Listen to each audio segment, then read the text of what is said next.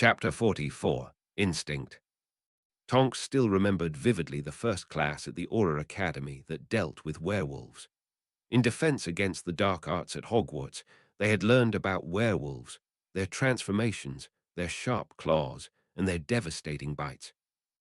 That class had been rattling to some of Tonk's classmates. Some of the girls in her year claimed to have had nightmares for weeks afterward, but it was nothing compared to the lessons at the academy. The instructor was a veteran Auror who had specialized in hunting down werewolves in his day and had been forced to retire after losing a leg in an attack. Needless to say, there was no love lost between him and werewolf kind, and he had drilled his disdain and disgust into his students. The Aurors in training were taught which curses were most effective against werewolves in their wolf form. They were taught about the Achilles heel, a spot between the second and third ribs. They were taught that a werewolf bite takes effect within seconds, and that the only hope of avoiding infection was to immediately amputate the bitten limb, which was how their teacher had lost his leg. Most of all, they learned that werewolves were cruel and evil creatures, whose entire existence revolved around spreading their curse and living a life of crime and debauchery. Tonks, like all of her classmates, had no reason to question what she was taught. If she had been asked whether she thought all werewolves were a scourge on wizard kind, which she wasn't, she would have answered that there is always an exception to the rule.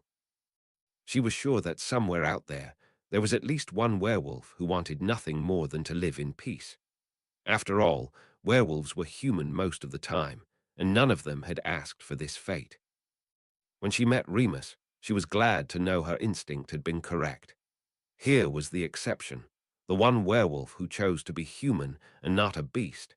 He was such a gentle and kind person that it was easy to forget he wasn't just another wizard. But Tonks learned the hard way that the beast can never truly be tamed. It took her a few weeks after that night in the Malfoy Manor dungeons to come to terms with the fact that she was now a werewolf. The bite hurt terribly, sending shockwaves through her body for days. But other than that, she didn't feel different at all. Everyone looked at her with worry and pity, and she wanted to tell them she wasn't even sure she had been infected.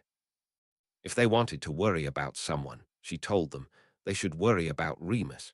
She was furious at him for leaving her alone and wounded, and she planned to give him a dressing down he would never recover from the moment he returned. But as the full moon approached, something inside her started to shift. At first she tried to ignore it, but soon it overwhelmed her. Everything seemed brighter, smells were stronger, and sounds were louder. At times, she felt as if needles were flowing through her veins, making it impossible not to lose her temper over the smallest things. At that point, she could no longer deny her fate. With that realization came a paralyzing fear. In the days leading up to her first full moon, she was more afraid than she had ever been in her life. She tried to tell herself that many people go through the transformation, that it might hurt, but she would survive, and she would wake up the next morning and everything would go back to the way it was. But she couldn't shake the fear that she would die during the transformation, or somehow get stuck in wolf form. The only thing that gave her a little comfort was the knowledge that she had great friends to support her. Lily supplied her with wolfsbane potion, something most werewolves weren't fortunate enough to have, and more importantly, she was always there for her, whether Tonks wanted to cry, rage, or vent about Remus disappearing. Sirius and James promised they would stay by her side in their animagus forms so she wouldn't be alone. She was so grateful for them that she was moved to tears. But for all their support and goodwill, she knew they could never really understand what she was going through. She hated herself for wanting Remus to be there as well. She knew she should despise him for turning her. That was the logical thing to feel, but she couldn't. How could she resent him when she kept hearing the words he had said before that devastating transformation? "I'd rather die than do this to you. I love you, Nymphadora." She hated him fiercely, not for turning her, but for letting his regret and self-hate overcome his love for her. She also loved him fiercely, even more after the bite than before. It didn't make sense, but she couldn't deny it.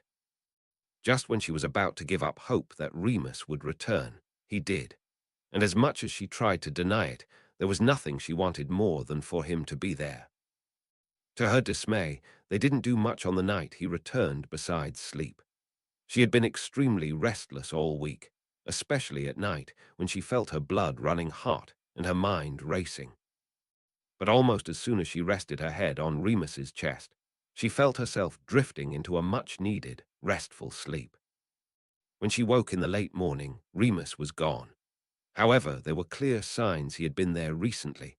His coat was draped over the chair in the corner, and on the writing desk sat a tray with a teapot, some toast and jam, and a vial of wolfsbane potion. She downed the bitter potion in a few gulps, and then took a spoonful of jam to chase away the taste. She had little appetite, so she managed only one bite of toast and a cup of tea. Then she got dressed, made an unsuccessful attempt to make her hair look decent, and went to the room where she spent most of her time at headquarters, the library, the center of operations for the Horcrux hunt. When she entered, she found Sirius sitting alone, balancing on the back legs of a chair with a bored expression. She felt a small pang of disappointment. "Where is everybody?" she asked. "Top of the morning to you, too," Sirius replied bitingly.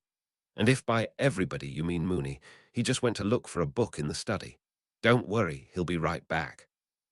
Tonks felt herself blushing fiercely.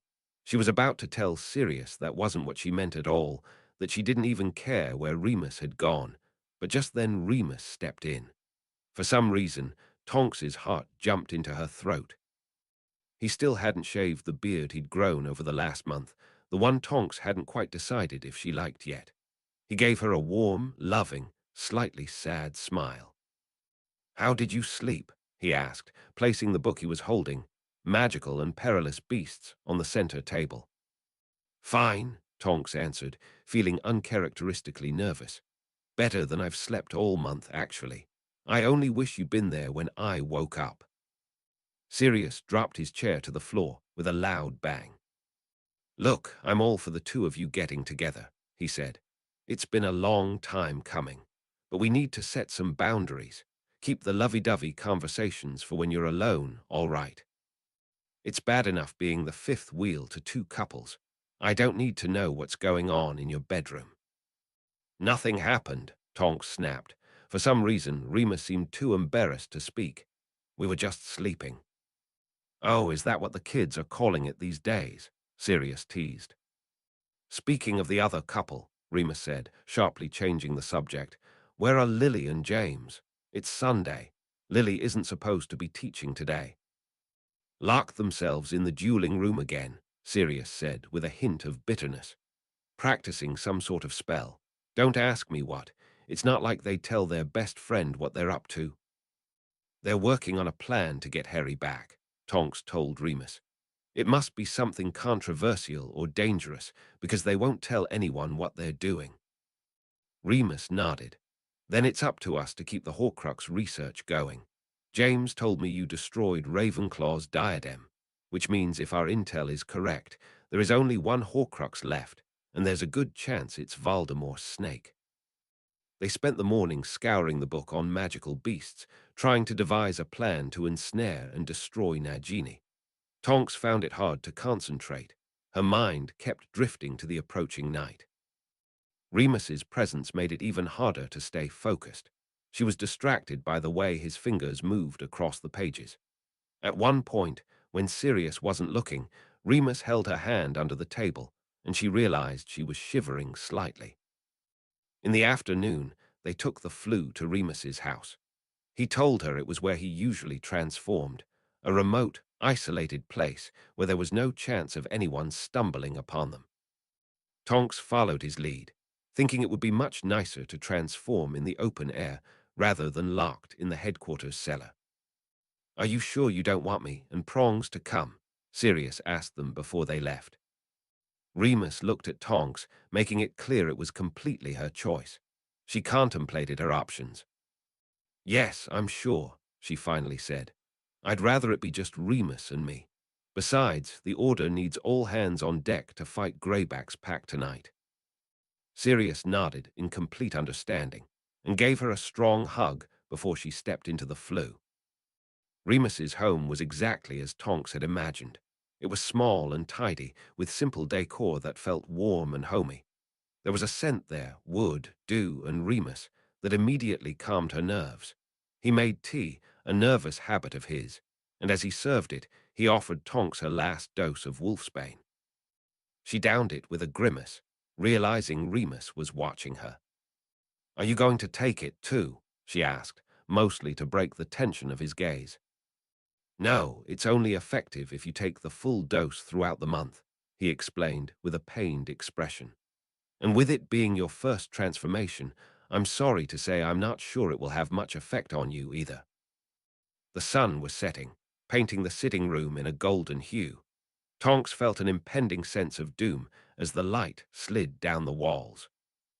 "The other werewolves," she began, staring into her teacup, "Greyback, Vargan, and that lot. Do they enjoy the transformations?" "They claim they do," Remus answered softly. "So it can't be all bad, can it?" Tonks asked desperately. To her surprise, Remus answered without hesitation. "No, it's not all bad. It's a matter of perspective. When you are in wolf form, all the things you feel now, the fear, the dread, the isolation, it all vanishes. The beast's mind is simple. It only thinks of primal things. It doesn't even really think about biting or spreading the curse. It's just instinct. There's something liberating about that.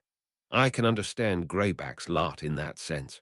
The problem is that they embrace the beast's perspective in their human form as well. That is when instinct turns to evil." Tonks contemplated this.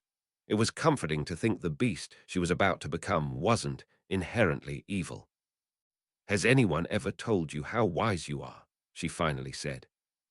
Remus actually blushed. "I'm speaking from experience, that's all." Tonks set her cup down and moved closer to him. His warmth and scent brought immediate comfort, but to her dismay, he shrunk back slightly. "I'm sorry," he said immediately. "I want to be close to you. I want it more than anything, but I can't help feeling I don't deserve your love." "Good thing it's not about you, then," she replied, surprising him. "I'm about to go through my first transformation, and what I really need right now is a hug from someone I love and trust. So get over yourself." Remus gave her that warm smile that always made her stomach flutter. "It seems you are the wise one, not me." They spent the next hour embracing on the couch and talking. Dusk came too quickly. Remus advised her to undress and wait outside in an old dressing robe he lent her, then he stepped out to give her privacy. When she joined him on the porch in the dark, he was wrapped in a large blanket, looking embarrassed. A shiver ran through Tonks's body. Somehow she knew it was starting.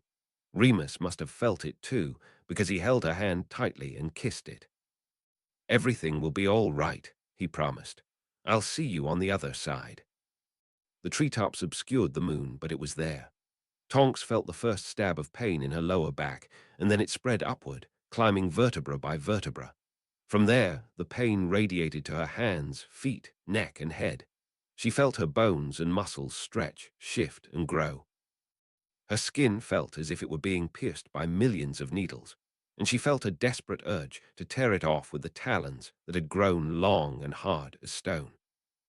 When she came back to her senses, she was already running on all fours through the moonlit forest.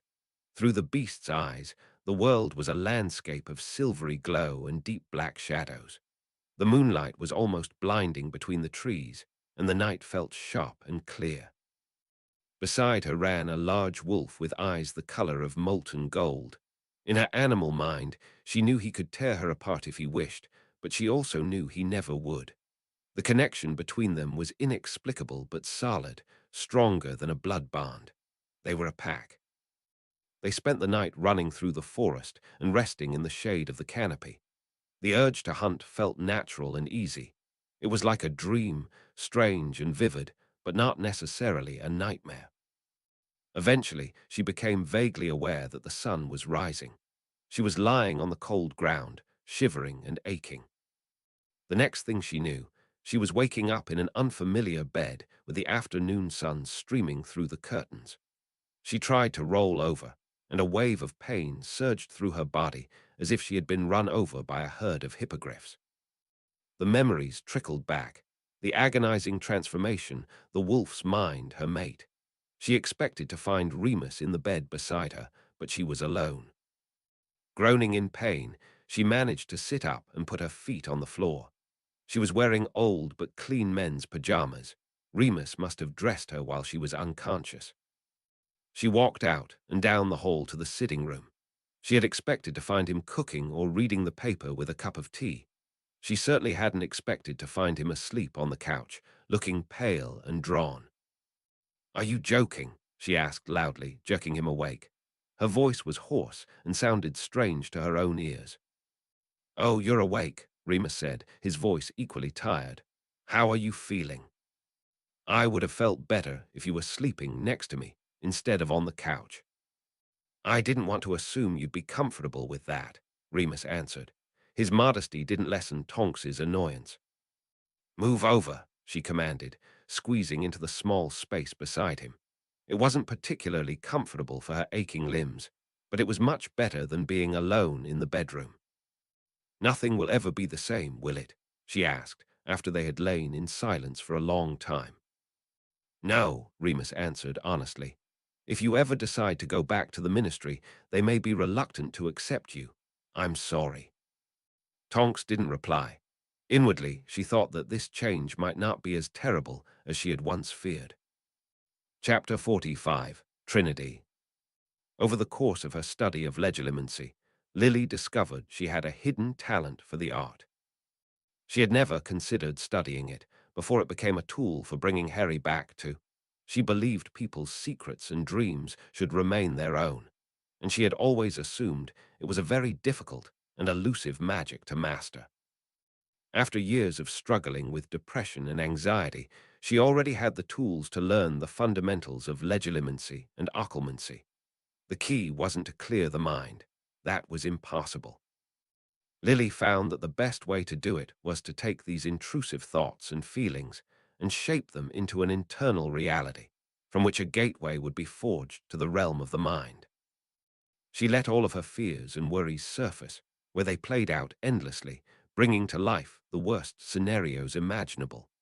Then she imagined a searing fire, like the one that almost killed her family when she was a child, and watched as it burned all of her fears. She then turned her back on the flame, and her mind was clear and lucid. With intent, she let her mind return to their house on the night it all started. She had been there so many times in her mind during the last few months that she no longer felt fear as she stood outside the house in the darkness and storm and saw the green light flash in the first-floor windows. Time froze as she moved, floating along the garden path. The front door opened for her. On the living room floor, she saw James's body lying motionless, even though in reality she had already been upstairs and had never seen him that way. Fighting the urge to recoil from this moment, she accepted its importance on that terrible night and moved on. She went up the stairs, the sound of a baby's crying filling her ears. She went to the nursery and saw herself, 15 years younger, standing in front of Harry's crib and holding her crying infant son. She imagined herself in every detail, down to the dress she wore that evening and the braid in her hair. Her young face was full of fear, but her green eyes burned with courage. Another person stood in the room, wearing a black hood. Lily the observer stood behind him, unable to see his face. "Please, not Harry, not Harry," the younger Lily pleaded in a steady voice against the background of her son's crying. "Kill me instead." "I will spare his soul," the hooded man said in a pleasant voice. "All you have to do is join me." "What?" Lily heard herself mumble. That wasn't what Voldemort had said to her that night. Where did this come from? The man turned and removed the hood from his head. Under the hood was Harry himself, pointing his wand at his infant self and smiling at her. She returned to reality with a pounding heart. She was sitting in a chair in the headmaster's office at Hogwarts, surrounded by shelves laden with books and magical trinkets. A warm fire was burning in the large fireplace, warding off the winter chill from the tower. James sat in a chair near her. Earlier, he had been perusing the evening edition of the Daily Prophet while Lily was practicing her legilimency. But now something she had done caused him to stop and lean towards her in concern. "Are you all right? You were mumbling something." "Yes, I'm fine," Lily replied, grounding herself back in reality. She had practiced going back to that night dozens of times by now, but it had never happened before that she heard Voldemort saying something he hadn't said in reality, or that his face was Harry's. "It's just not easy to go back there, that's all," she added when James still didn't look convinced.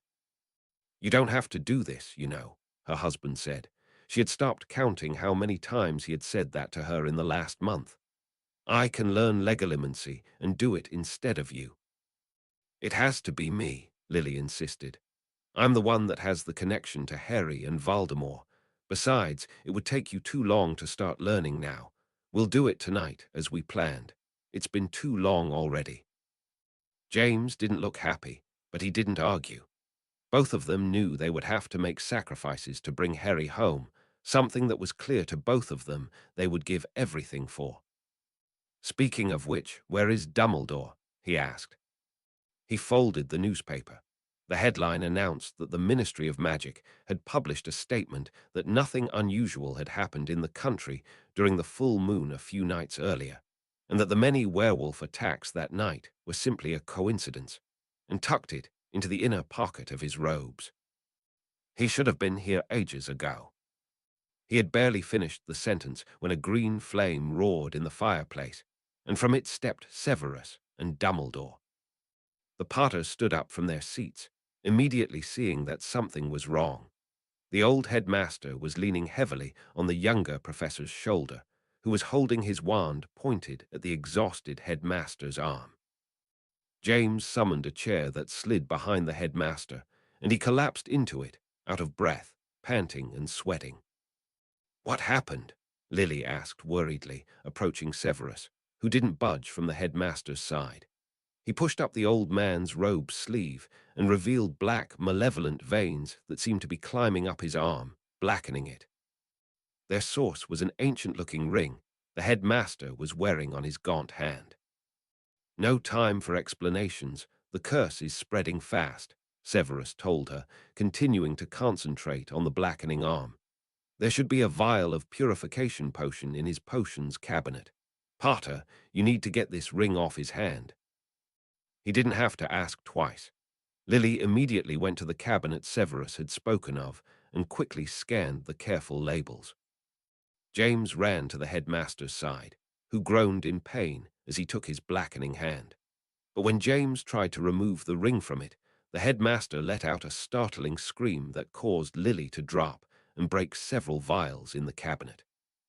"Stop squirming," James snarled while Dumbledore struggled with him, confused and frenzied as if possessed.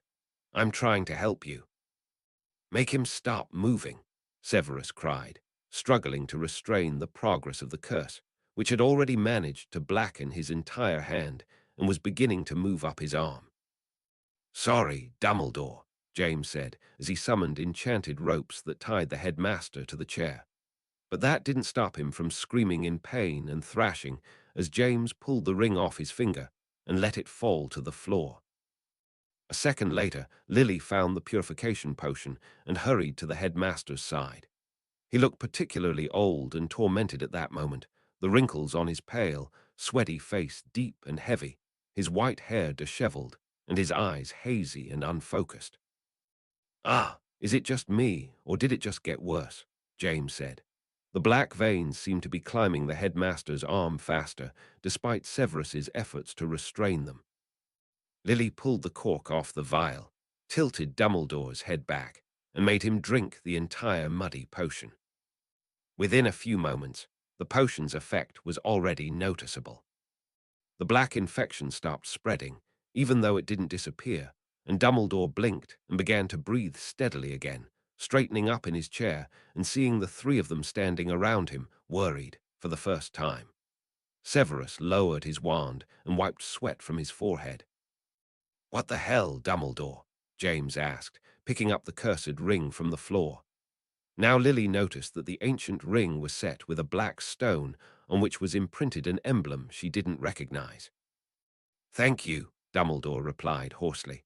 He was back to being calm and pleasant as always, but Lily couldn't stop seeing the tormented old man he had been just moments before.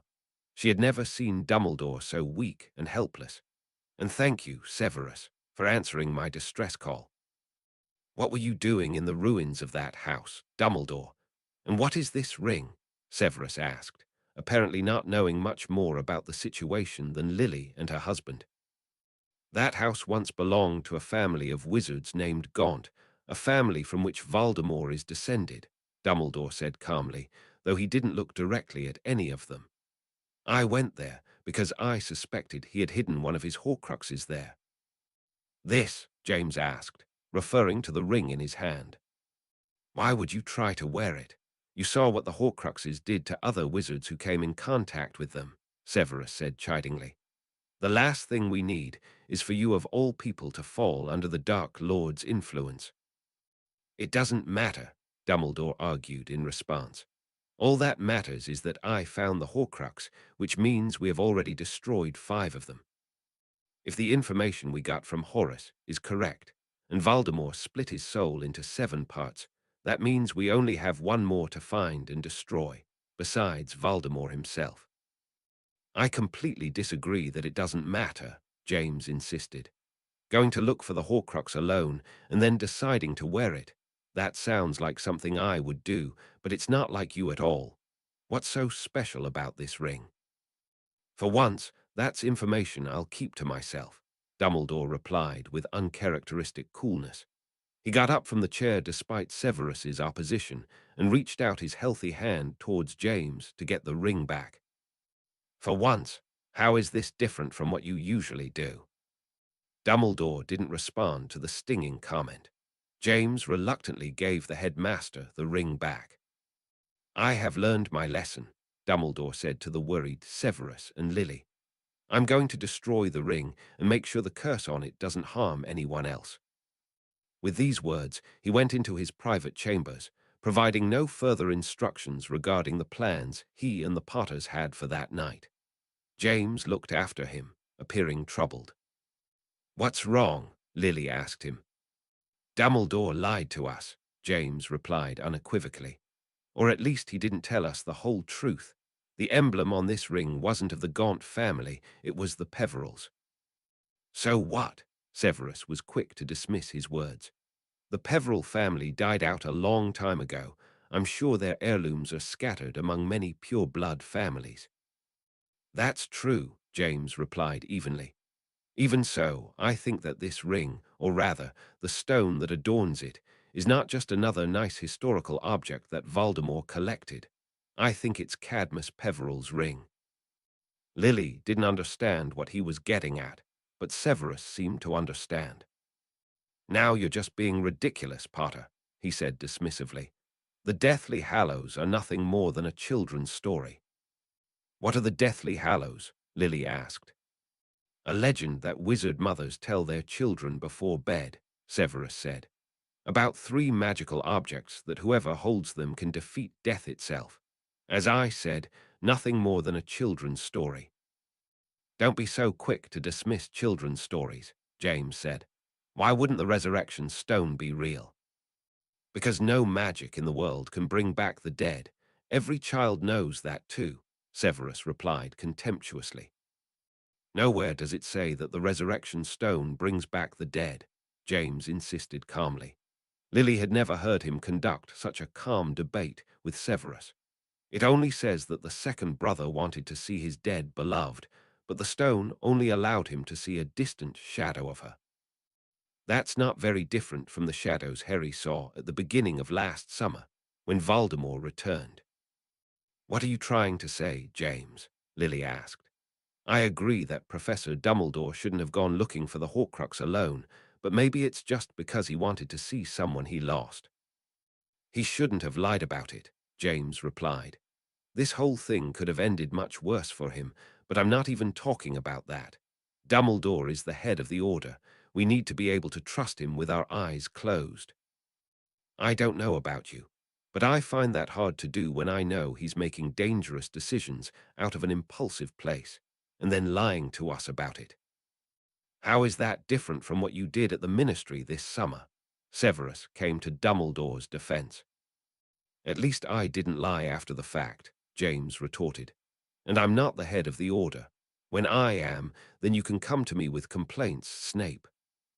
A distant bell chime interrupted their conversation, its ring signaling that it was midnight. Looks like Dumbledore bylaid on us, James said to Lily. Should we try again tomorrow?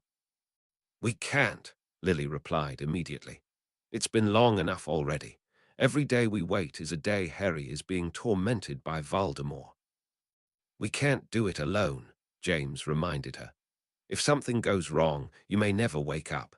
We need Dumbledore to help me keep you grounded and to pull you out in case something goes wrong. It doesn't have to be Dumbledore, Lily said, glancing towards Severus, who was listening to their conversation curiously. Lily, no, James said at once. Why not? I'm sure he knows the spell, and it's the least he can do after what he's done.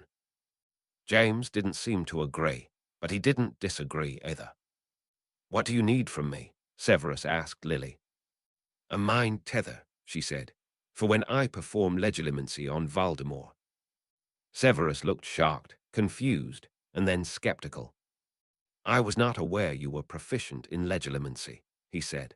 Lily could actually see the shutters of his mind closing before her, as if he thought she was going to use it on him. However, even if you are the most proficient legilimens of all time, you would have to be in the Dark Lord's presence for it to work.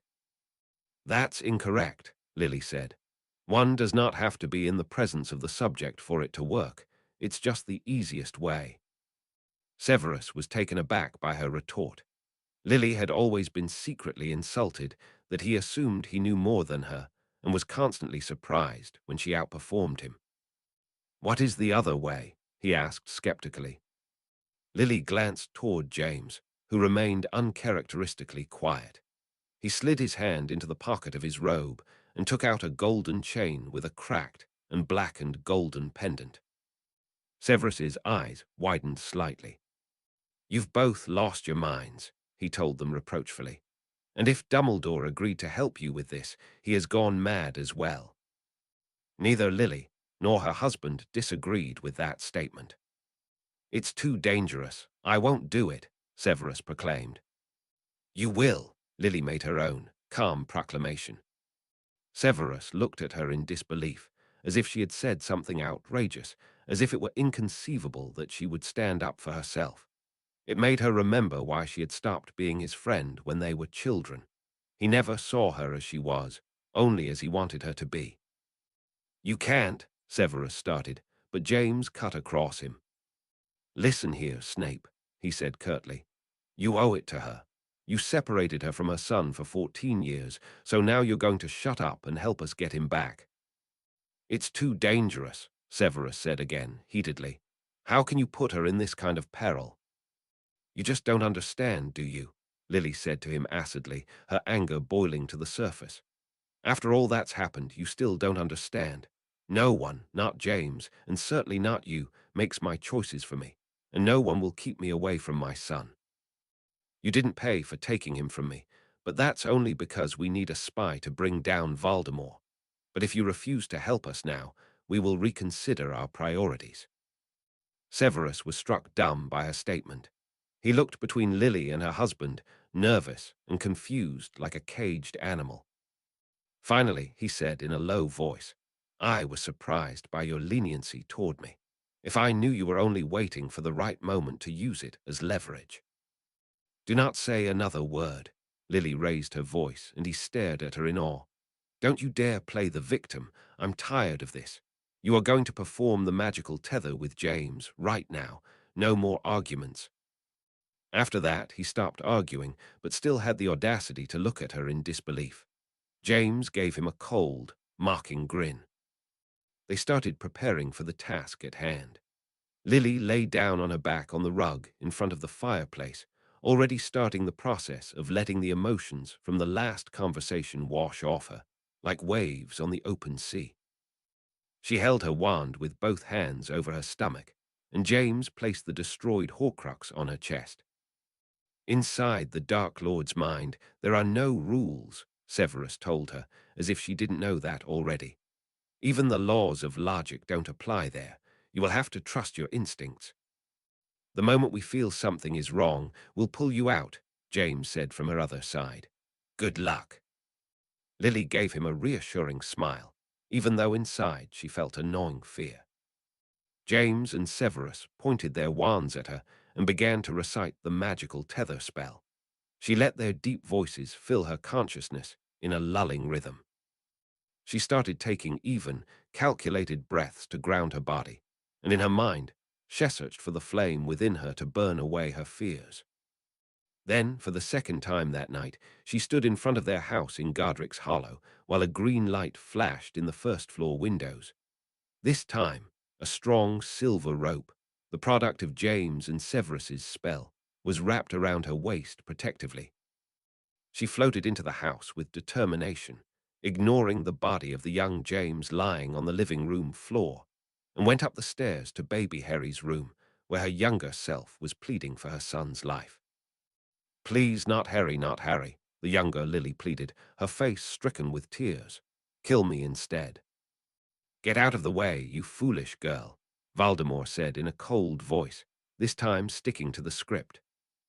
Lily the Observer floated next to her younger doppelganger and saw him as she had seen him that night, a tall, black-haired man who might have been handsome in the past, but now his white face was gaunt and sunken, and his eyes red and slitted like a snake's, a result of his soul's corruption by dark magic. He noticed her, even though he shouldn't have, and knew she wasn't supposed to be there. He pointed the killing curse at the mother and son, and Lily fought the paralyzing fear and looked deep into his horrible eyes, thinking hard about Harry while her son's crying echoed in her memory of that night. The transition into Voldemort's mind was easier than she had expected, suspiciously so.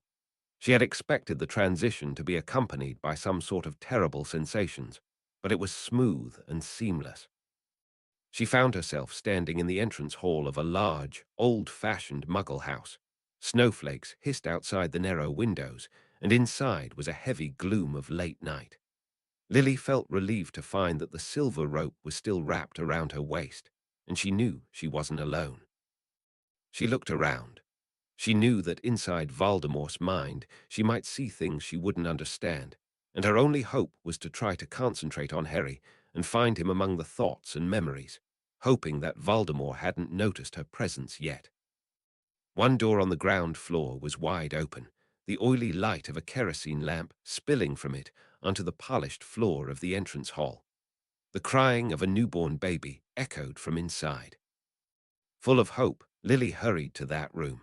In the center of the room was a sofa, on which lay a young, emaciated woman, her ragged dress soaked in blood, holding the son she had just given birth to in her thin arms. Lily was disappointed to see that despite the baby's black fuzz, he wasn't Harry. I'm looking for my son, Lily said to the woman as the baby cried. Please, maybe you've seen him. Call him Tom Marvolo Riddle, the woman said wearily, to no one in particular, and breathed her last. Shaken by the sudden development, Lily approached without a second thought and took the newborn from his dead mother's arms.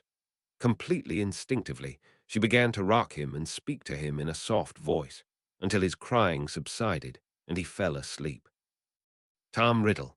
That's what Dumbledore had told them Voldemort was called when he was young, before he became the Dark Lord. Lily looked at the face of the peacefully sleeping baby in her arms, barely able to believe that this soft, helpless creature would grow up to be such a terrible and evil person. Of course, Voldemort was once a baby, and of course he had a mother who must have loved him.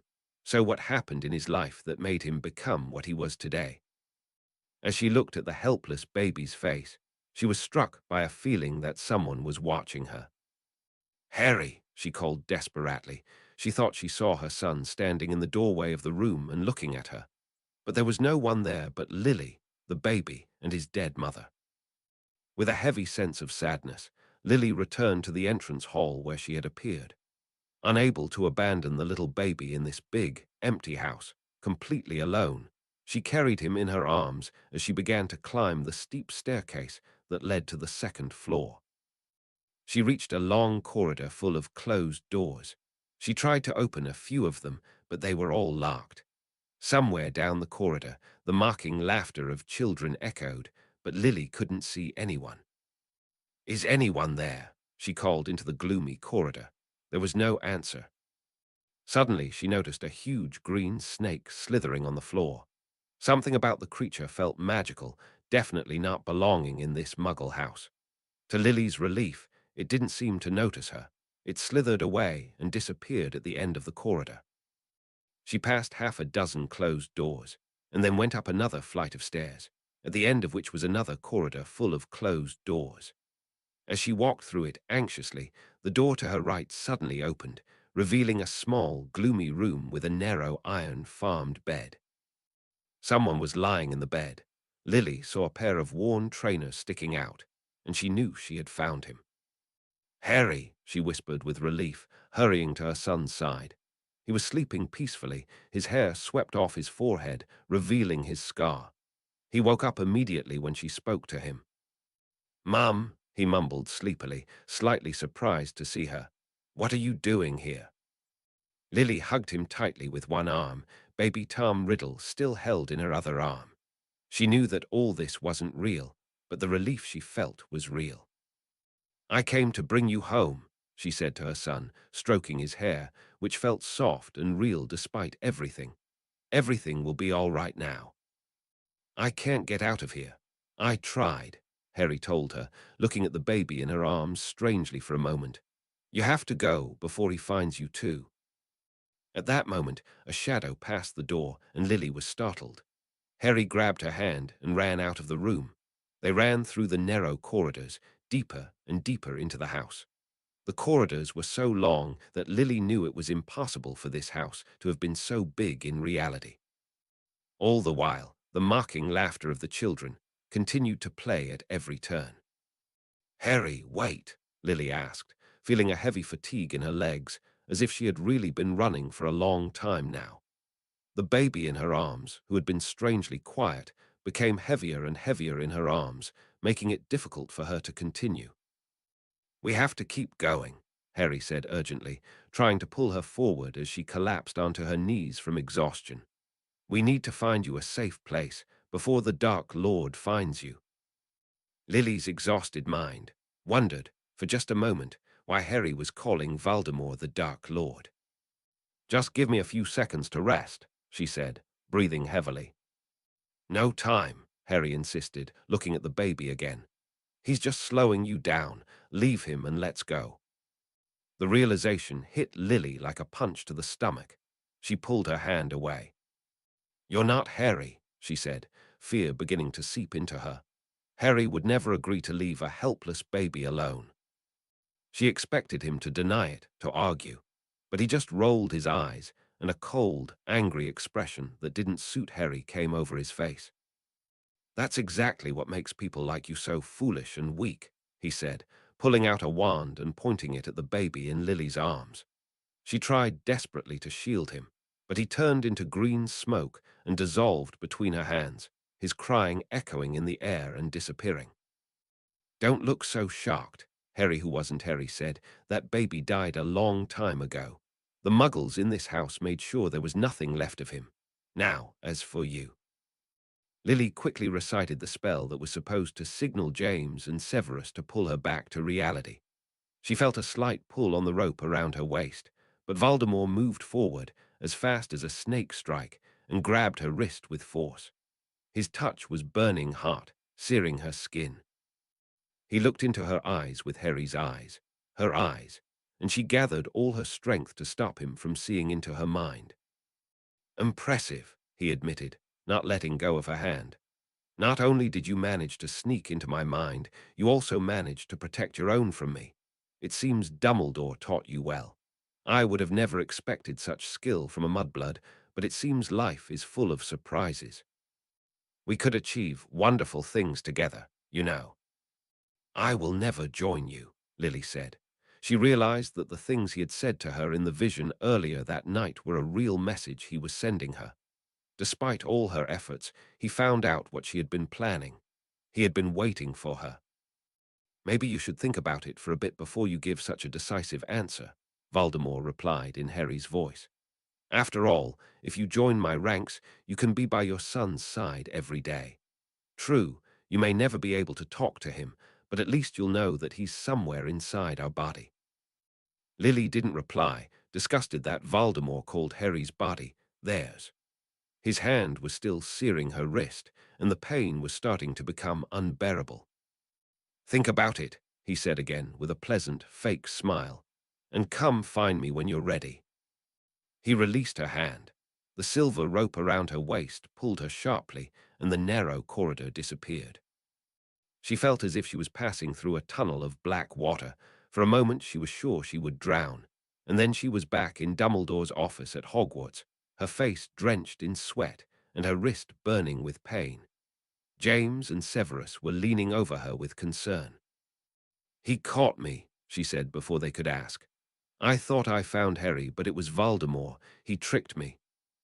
"We couldn't pull you out," James told her as he covered her shoulders with a blanket, his face white with worry. Only then did she realize she was trembling. "I was afraid you'd get stuck in there." "What did you see when you were there?" Severus questioned her. He too looked particularly pale. "Don't skip any detail. Every small clue may be significant." Lily told them about everything she saw, about the Muggle house, about Tom Riddle's mother, about the children's laughter and the huge snake in the corridor, and finally about Harry, who turned out to be Voldemort in disguise, who killed himself as a baby, and then offered her to join him before releasing her. "The place where he touched me still hurts," she said, and pushed up her robe sleeve. Her wrist, where Voldemort had held her in the vision, was red and burned in reality, too, and a small dark mark had appeared on the scorched skin, on the inside of her wrist. Her stomach turned. "It seems to be temporary," Severus said, sensing her distress. "It will allow you to enter freely into his hiding place, the place where he's holding Miss Weasley." "He must be really stupid, or really overconfident, if he's just giving us a key to his house," James said, his wife's bruised hand making his blood boil. "Why shouldn't he be overconfident?" Severus said in a dark tone. "There's nothing we can do to stop him. If you try to confront him in reality, he'll crush you like insects." "He can't defeat the whole order, especially if Dumbledore is there," James insisted passionately. "This is our chance. Dumbledore said he suspects Voldemort's snake is the sixth Horcrux, and what Lily just saw validates that theory. We'll go in there, kill the snake, and then—" "And then what?" Severus burst into a moment of hesitation in his words.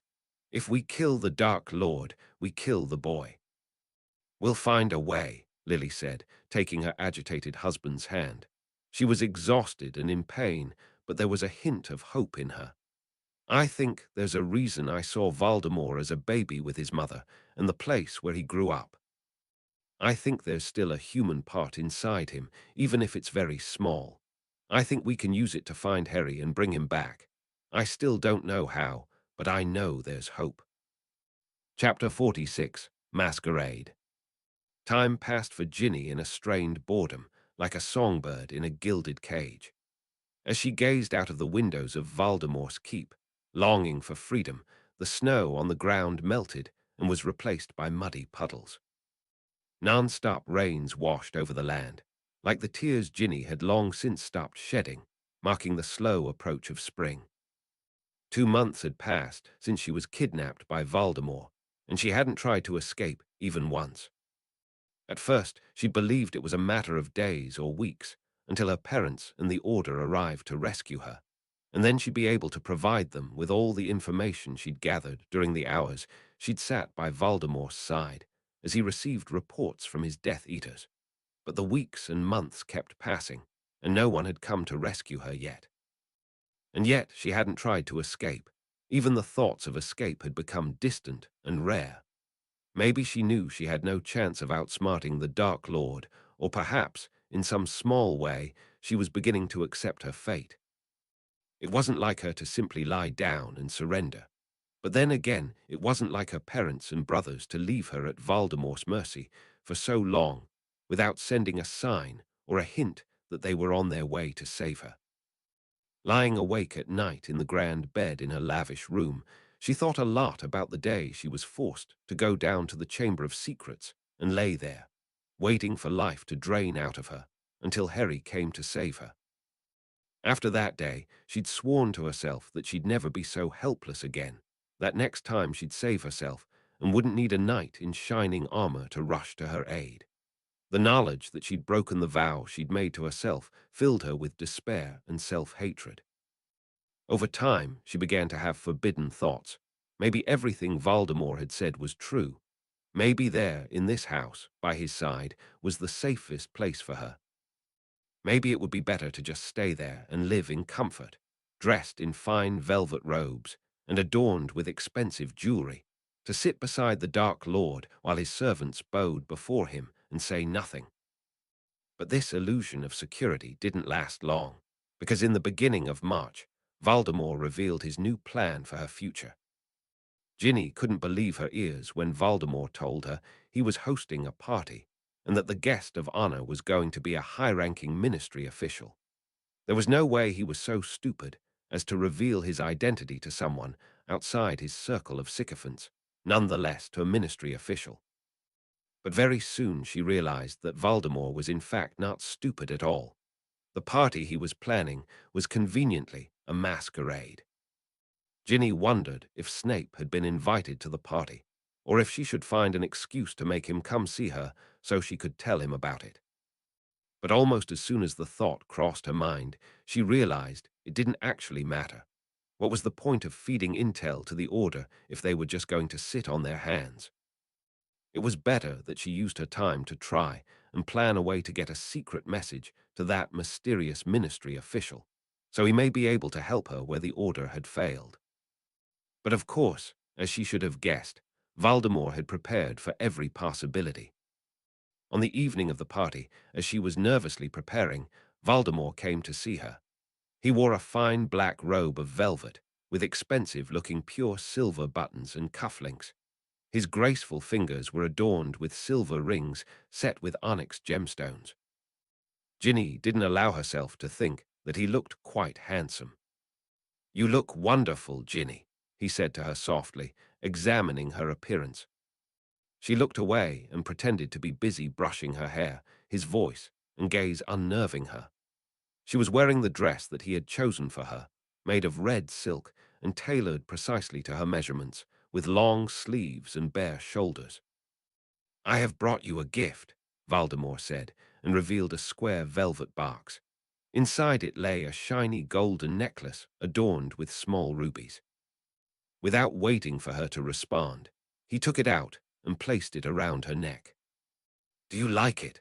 he asked when she said nothing, only stared at her reflection in the powder table mirror. His tone was still soft, but she already knew how to recognize when he would erupt with anger if she didn't say what he wanted to hear. "Yes," she lied. The necklace looked like a chain to be fastened around the nozzle of a wild beast. "Good," he said, and then added, "I believe you've started to like living with me." "Yes," Ginny lied again, curtly. It didn't surprise her that he interpreted the fact that she had stopped fighting as her enjoying her life with him. "Do you love me?" was his next question. He hadn't asked her that question until now.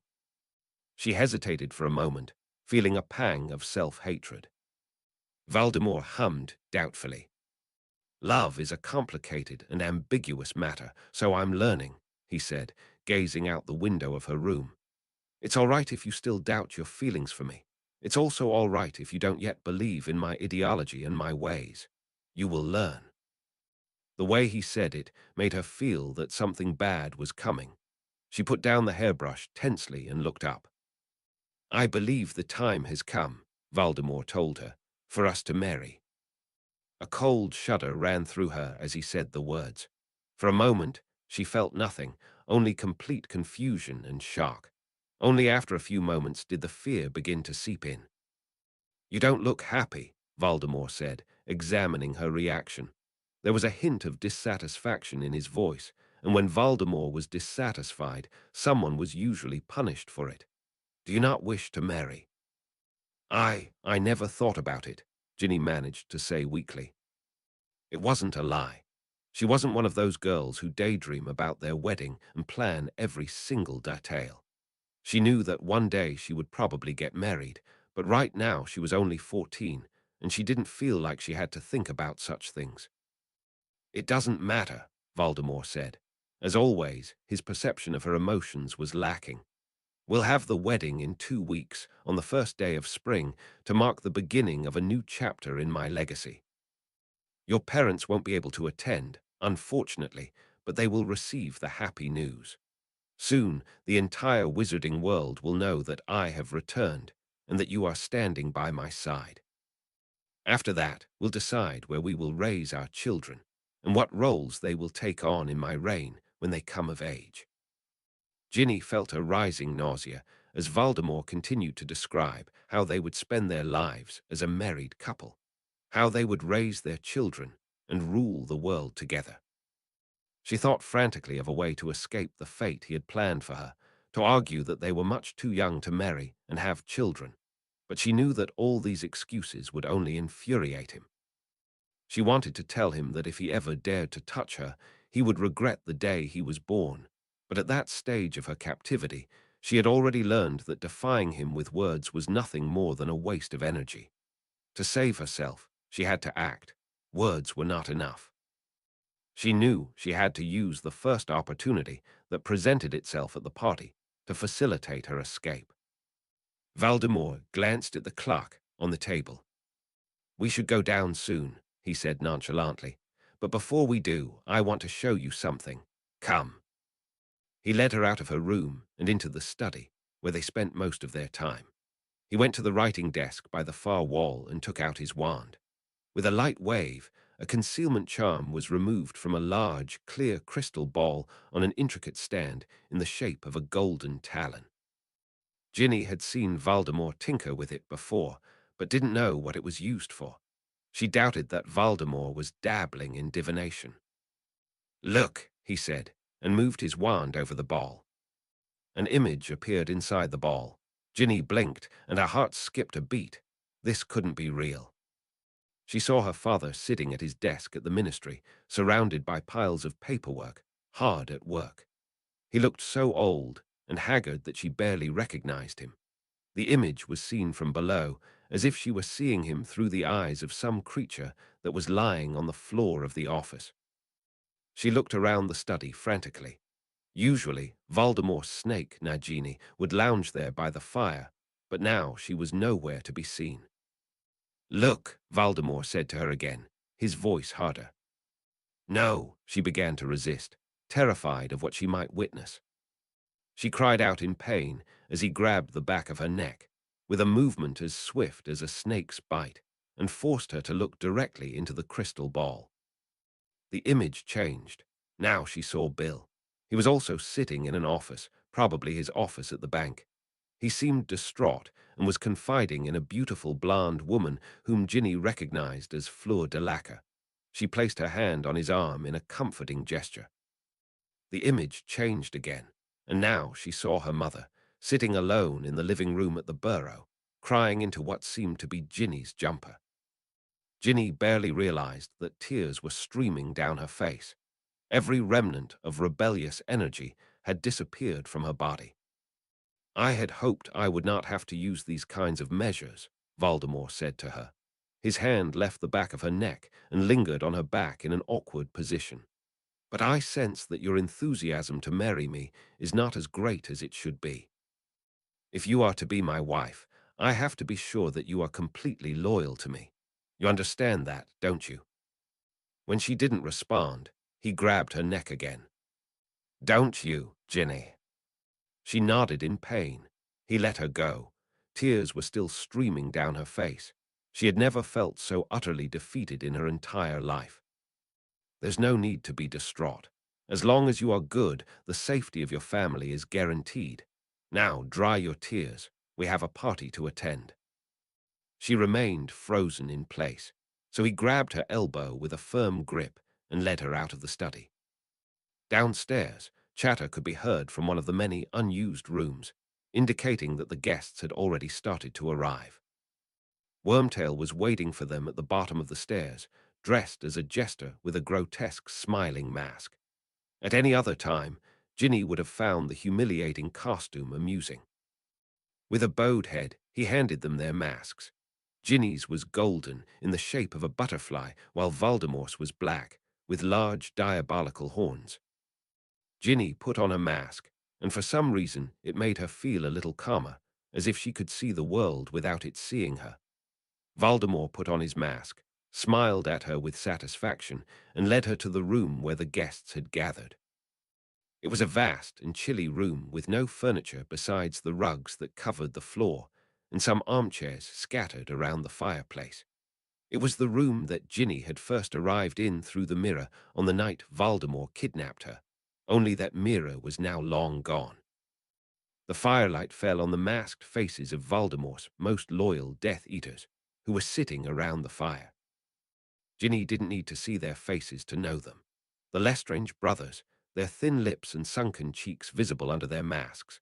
Lucius Malfoy, in a rich blue robe and a grand silver mask with a menacing red mane over his blonde hair, and another half-dozen wizards in robes that cost more than Ginny's father's monthly salary, whom she had come to know since arriving at Voldemort's home.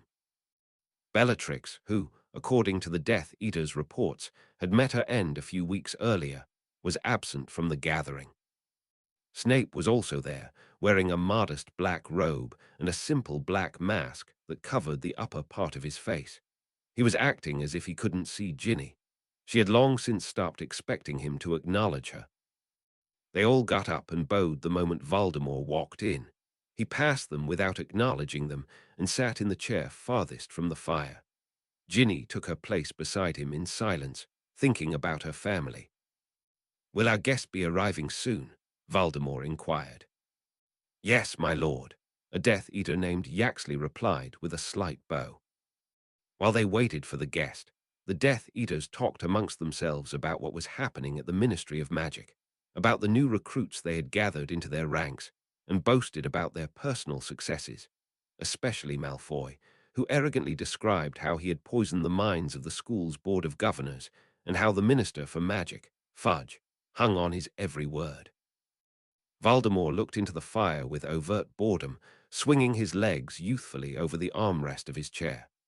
Ginny peeked at Harry's green eyes, which were empty of expression, as she had many times over the past few months, and wondered desperately what was happening behind them. Was the reflection of the flames hiding signs of an internal struggle? Was Harry trying to fight Voldemort's hold on his body and break free while she watched from the sidelines? She silently pleaded with him and encouraged him to keep fighting, and not to give up like she had. A few minutes later, Wormtail hurried inside to inform them that the guest had arrived. The Death Eaters fell silent and scattered around the room, as if on cue. Voldemort motioned for his servant to let the guest in. Ginny sat up a little straighter in anticipation. Wormtail led the guest in. At that moment, something strange happened. The cold and bleak room suddenly appeared to be a lavish and warm ballroom, full of candlelight and music, with dozens of masked people standing around, chatting, drinking, eating, and even dancing. By the reaction of the Death Eaters, it seemed they were no less surprised than Ginny by the new enchanted setting. The guest was not at all what Ginny had expected. First and foremost, she did not expect it to be a woman. Secondly, and more surprisingly, she recognized her. The short, stout figure dressed in a tasteless pink gown, the curly hair over the cat-shaped mask, and the wide mouth beneath its whiskers were those of Dolor's Umbridge. She seemed surprised and impressed by the setting she had walked into. Lucius Malfoy came up to greet her warmly, kissing her fat hand and offering her a seat by the fire. She looked around, and her curious gaze fell on Voldemort and Ginny, who were sitting nearby. "What a wonderful party, Mr. Malfoy," she said sweetly, still obviously intrigued by Voldemort's graceful and silent presence. "Do you own this venue?" "How kind of you, Madam Umbridge. Please have a drink," Malfoy replied smoothly as he took his seat, and a sweet-looking pink drink appeared before Umbridge. I do not own this fine place. It belongs to a dear friend of mine. Umbridge sipped the drink with enjoyment and scanned the enchanted crowd, waving and smiling at some of the figures, as if they were people she knew. Ginny was shocked by how realistic Voldemort's illusion was. Malfoy chatted with her about this and that for a while. They talked about ministry politics and gossip, and about Umbridge's endless attempts to resume her reign at Hogwarts. Ginny listened with great interest, desperate to hear something about her brothers. It seemed Umbridge had a plan in the works to get Dumbledore relieved of his position as headmaster, which she detailed to Malfoy with pride. The way they were talking about all that made it seem like they both only had the best interests of the students in mind. Someone who didn't know Umbridge's reputation might have believed that. At last, Umbridge asked the question she had been obviously longing to ask since she sat down. Will you introduce me to your friend, Mr. Malfoy? Malfoy looked at Voldemort silently, as if asking permission. Ginny didn't know if it was the purpose, but the way Malfoy's confidence fluttered deepened Umbridge's curiosity. Voldemort said, I am Lord Gaunt, the host of this party. This is my lovely fiancée, Lady Ginevra. Malfoy made a jerking movement before regaining his composure. Ginny realized that Voldemort hadn't bothered to share his marriage plans with his followers beforehand. Gaunt, Umbridge wondered with interest. I heard that line had unfortunately ended. No, I am the last of the line, Voldemort replied. I have been in exile for many years, since my enemies are bent on destroying me and my legacy. Have we met before? Umbridge asked. There is something awfully familiar about you. Voldemort smiled charmingly. Ginny wondered if he had the memories of the way she treated Harry, and if this affected his opinion of her. We have not, he said, but it is only natural that kindred spirits such as ourselves will feel a connection. Is that so? Umbridge muttered, suddenly flushed. Ginny couldn't believe how easy it was for Voldemort to charm her.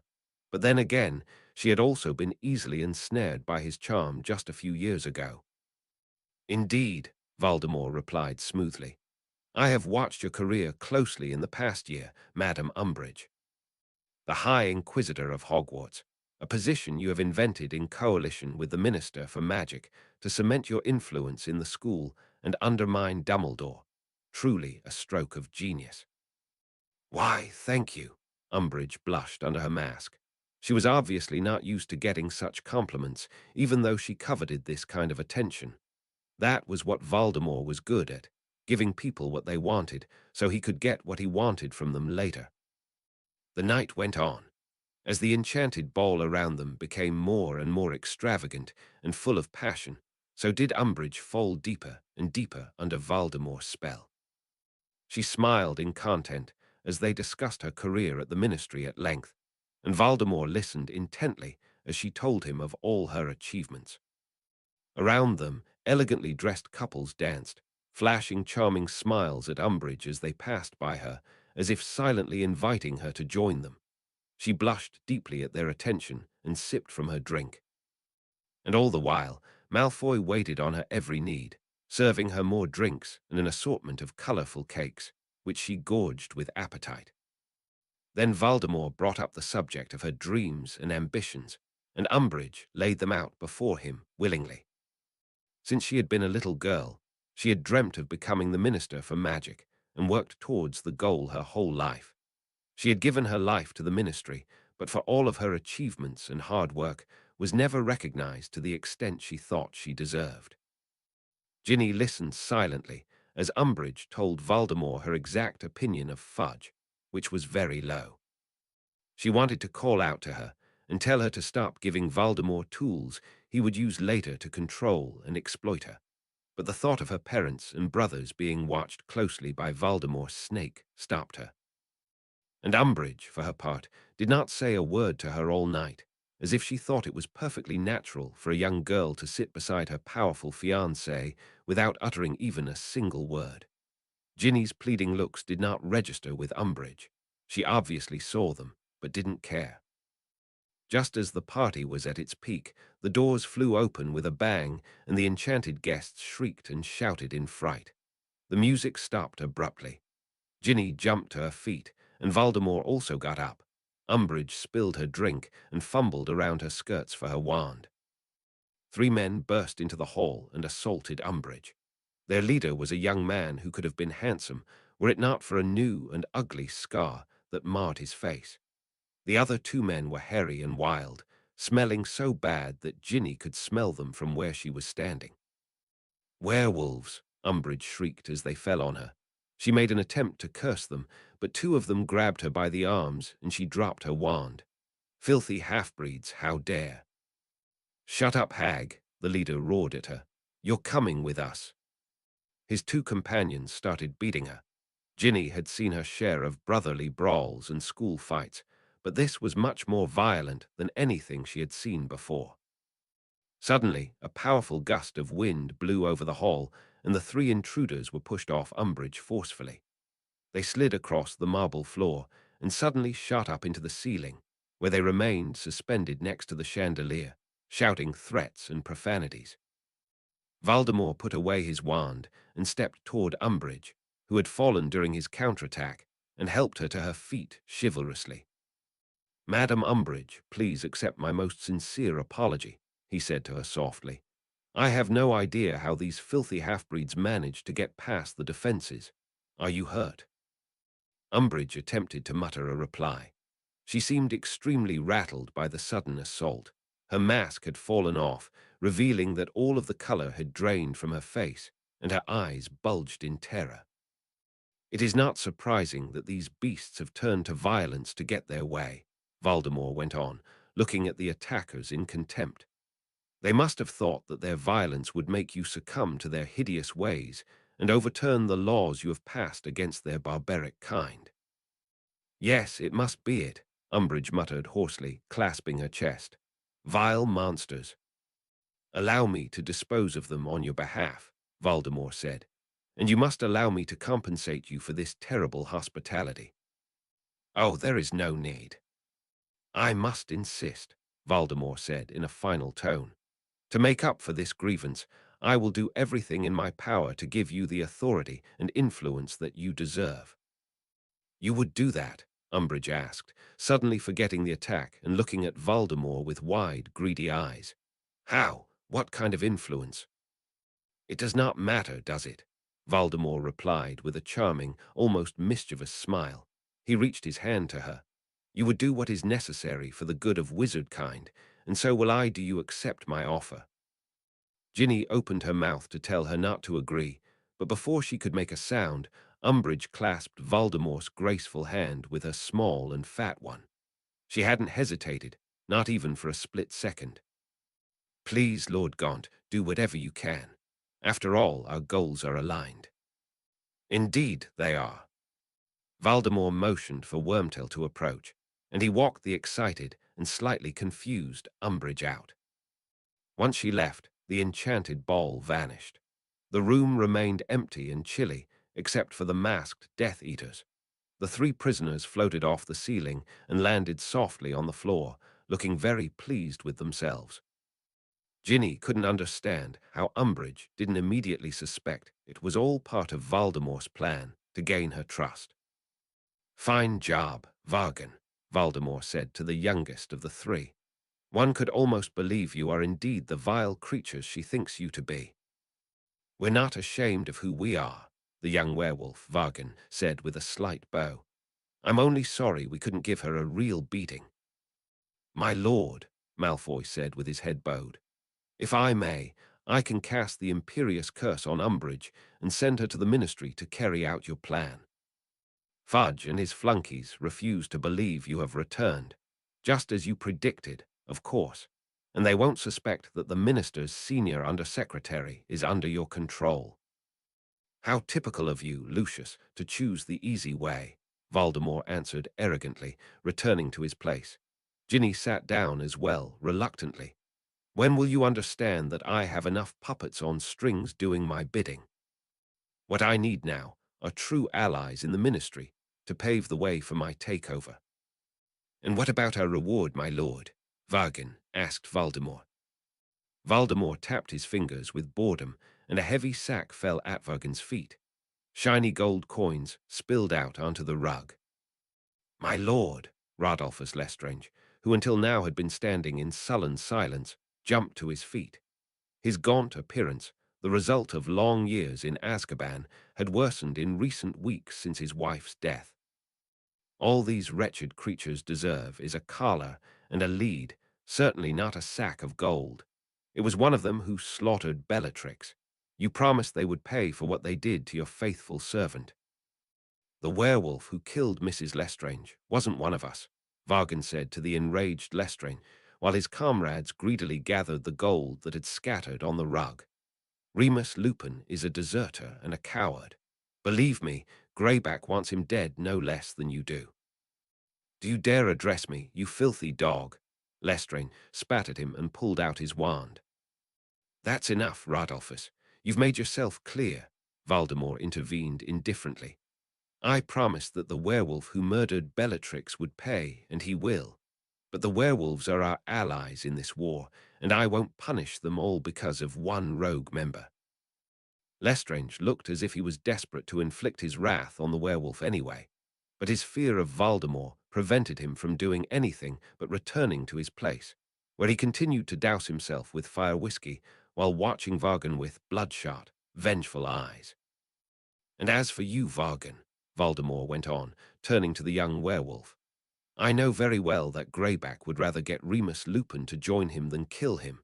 However, I expect you to continue your efforts to find him and bring him to me so that he will pay for his crime. Is that clear?" "As day, my lord," Vargan replied with satisfaction, as there was nothing that would please him more than to see Lupin executed by Voldemort. He bowed deeply, and he and his partners left. After that the evening ended. The Death Eater left, returning to their normal lives, while Ginny remained in her prison.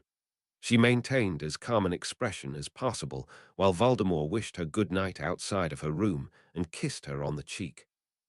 Wormtail ushered her inside, as he did every evening, and locked the door behind her.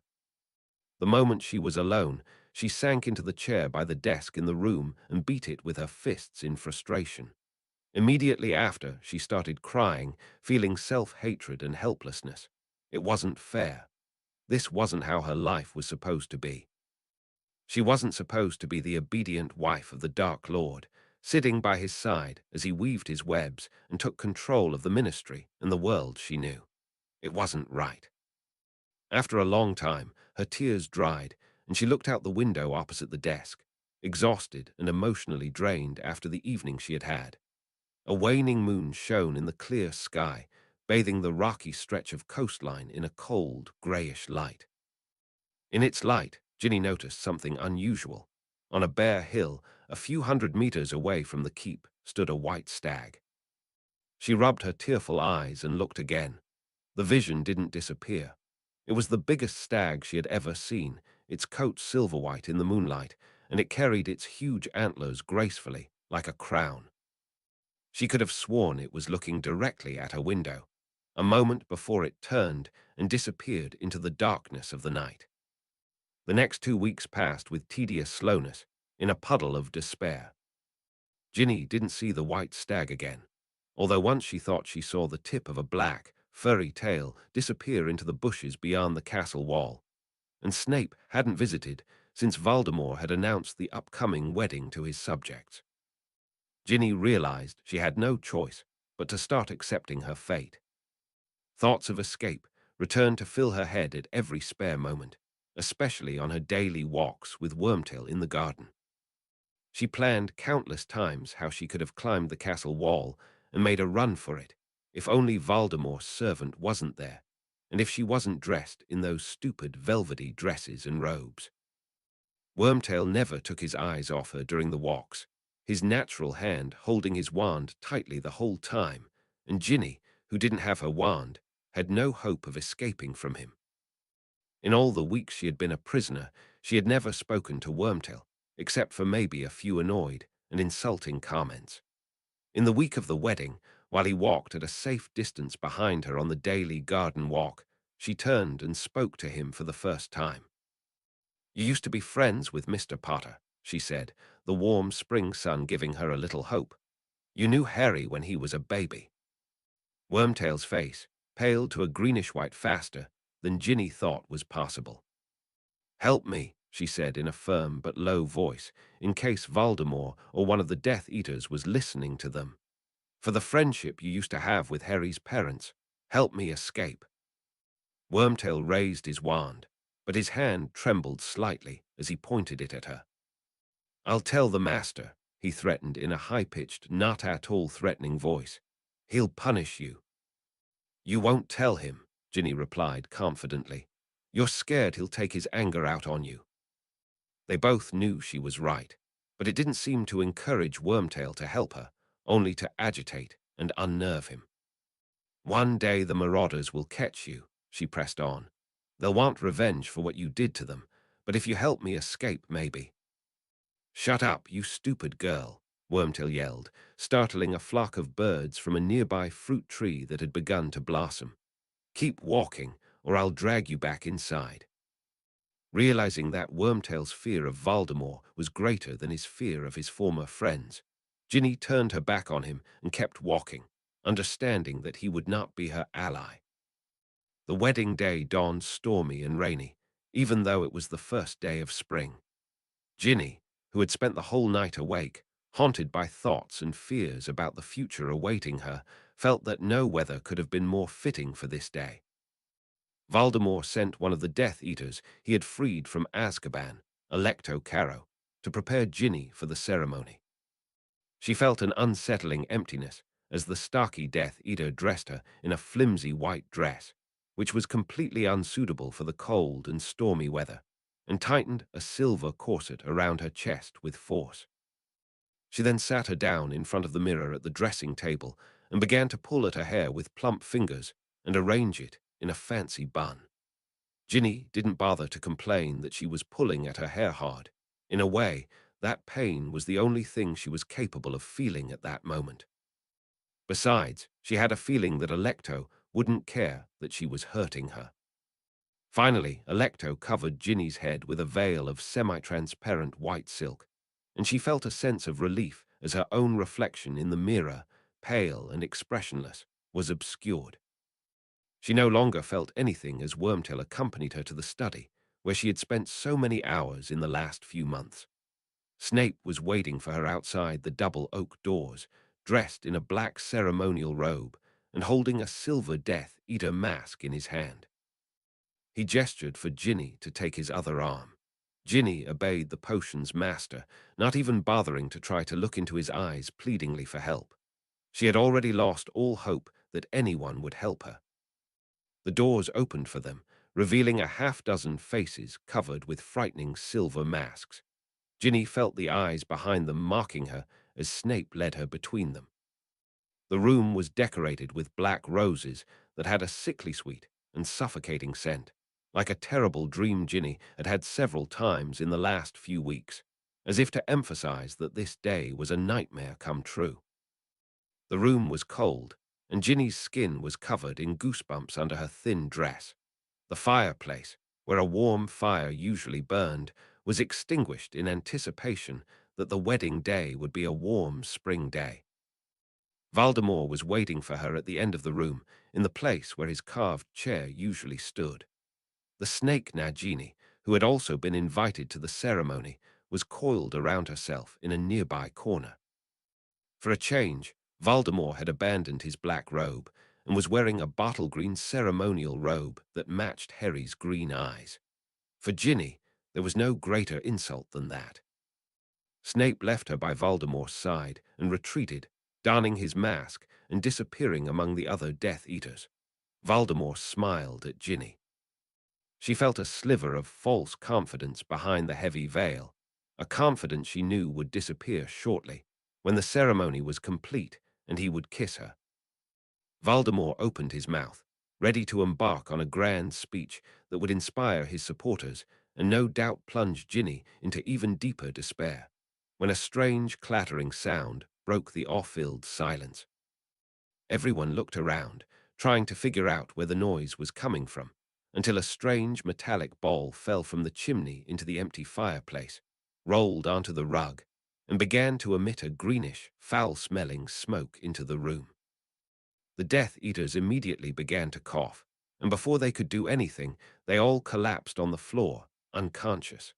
Stunned and astonished, Ginny watched Voldemort kneel, covering his face with the sleeve of his robe and fumbling for his wand with his last remaining strength. Strangely, Ginny did not feel affected by this smoke at all, although she was unable to ignore its terrible smell, which was very familiar to her. The source of the smoke rolled across the room and stopped near Ginny's feet. Through the heavy smoke, she was able to read the purple lettering that was stamped on the strange device, Weasley's Wizard Wheezes. And for the first time in months, she felt hope. Chapter 47, The Serpent's Head. James Potter was a man of plans. Whether it was for planning great adventures, helping a friend, orchestrating the perfect prank, or winning the girl of his dreams, he always got what he wanted with careful planning and preparation for everything that could go wrong. The attack he planned on Voldemort was no different. To begin with, after Voldemort gave Lily the entrance clearance to his hiding place, James chose not to tell the members of the Order what he was planning, at least until he had a solid plan they couldn't cancel and claim was doomed to fail.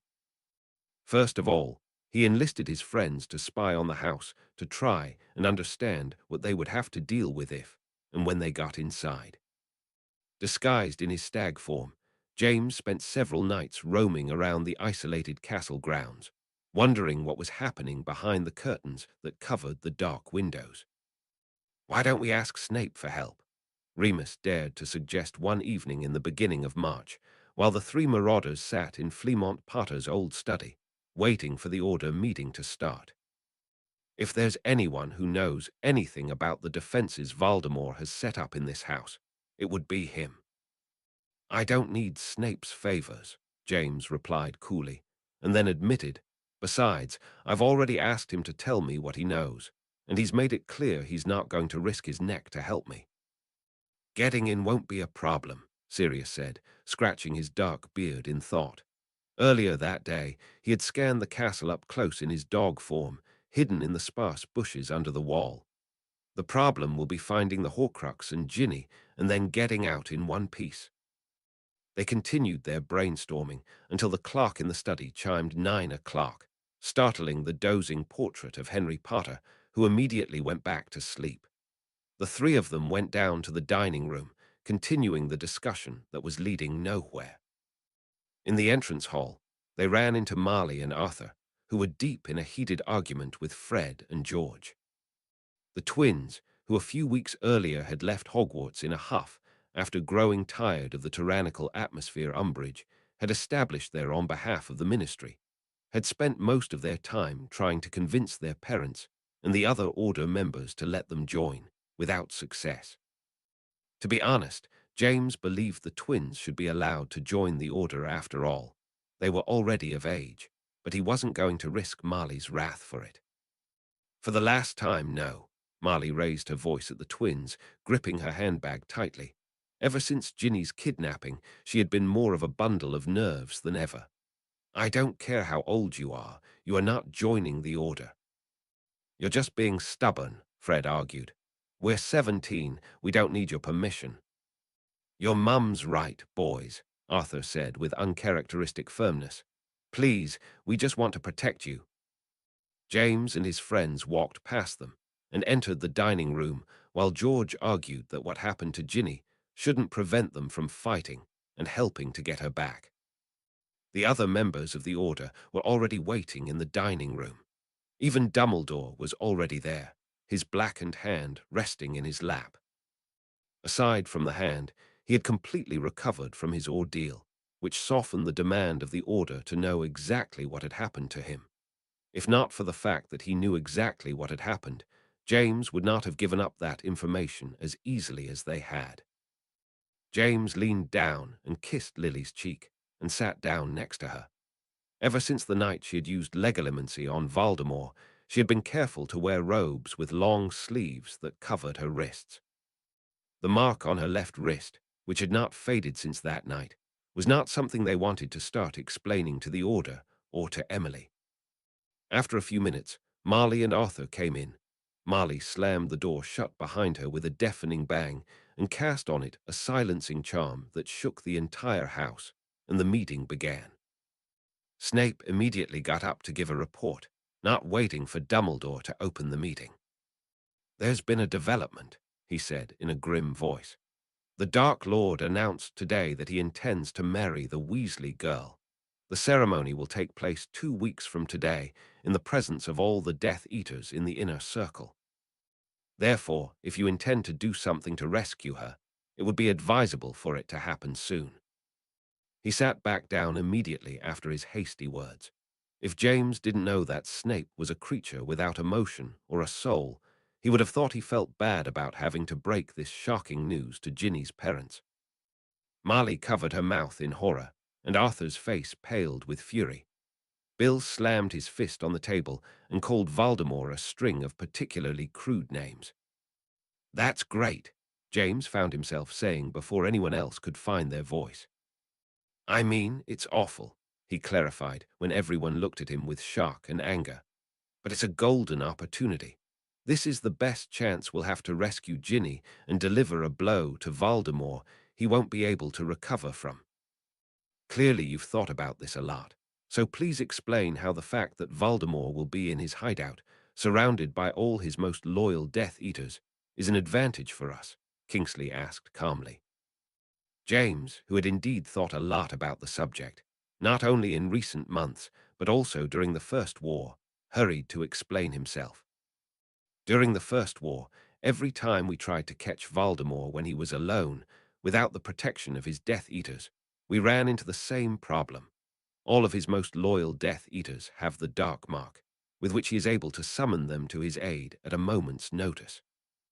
He doesn't need to bother sending a Patronus and explaining the situation, or sending sparks into the sky that not everyone will see. He simply touches the Dark Mark, and everyone is seized with a pain that makes it clear to them where he is, and that they need to get to him immediately. On the few occasions we tried to ambush Voldemort, instead of surrounding him and overpowering him when we were 10 against 1, we found ourselves surrounded by dozens of Death Eaters, trapped between a rock and a hard place. Therefore, the fact that Voldemort and all his Death Eaters will be in the same room on a day, and at a time that we know exactly, means we can surprise them and neutralize everyone together. There's just one small problem, Mad-Eye growled cantankerously. How are we supposed to get in without setting off the defenses? Leave that to me, James replied confidently, trying not to glance at Lily.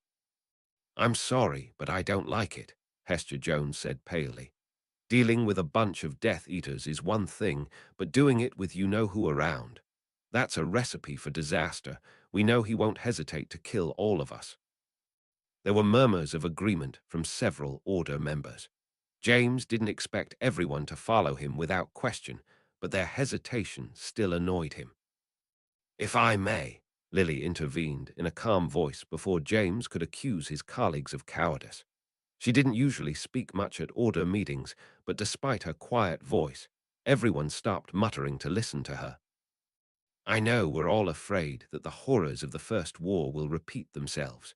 We lost too many good friends in operations much less dangerous than the one we're talking about now.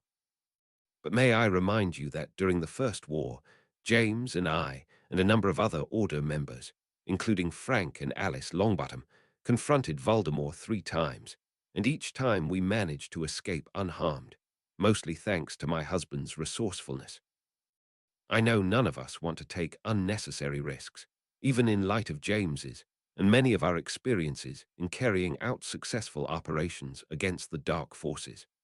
But as a mother of a daughter, I will not be able to stand by and watch Voldemort force Ginny to marry him with all that entails, even if he currently resides in my son's body. A silence of agreement and pity settled after Lily's words. James felt a surge of love and pride for his wife and her strong, quiet logic. Whatever your plan is, we're with you, Bill made clear to James with determination, speaking on behalf of his parents and younger brother who wasn't present. Whatever happens, we will get in there before that wedding happens and get Ginny out, no matter what happens to us along the way. Give me 1 day to formulate a plan, James hastened to say before any of the Order members could react. In exactly 24 hours, we'll meet again and you'll hear what I have to offer. Everyone looked at Dumbledore, who had been uncharacteristically silent throughout the entire discussion. In that case, we will meet again tomorrow and vote on whether to carry out the operation, Dumbledore concluded, and the meeting ended. Hestia Jones and Elphia's Doge immediately got up and approached Dumbledore, no doubt to raise their concerns with him. James, who knew that this operation would go ahead whether there was a majority in the Order or not, didn't waste any time and left the dining room for the entrance hall. As he had hoped, Fred and George were still lingering there, disgruntled that no one was letting them help. They looked surprised when James approached them and without any unnecessary formalities said, "You said you want to help the Order. Great, because I have a job for you." The next evening, after James laid out his plan, he received enough votes to carry it out with the Order's consent.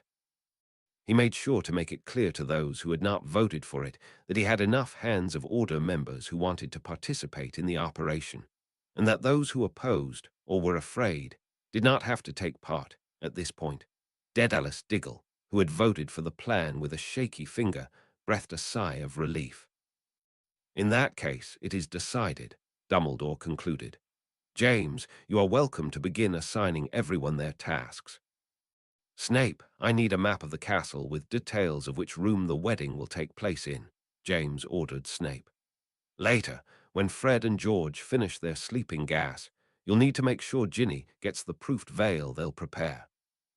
Snape responded with an eye roll. "Once you're inside, don't expect any more help from me. If it comes to that, I'll curse you to maintain my cover." "Don't worry, you'll be dozing off throughout the entire operation," James replied with no affection. "Let's hope the twins product doesn't have too many severe side effects."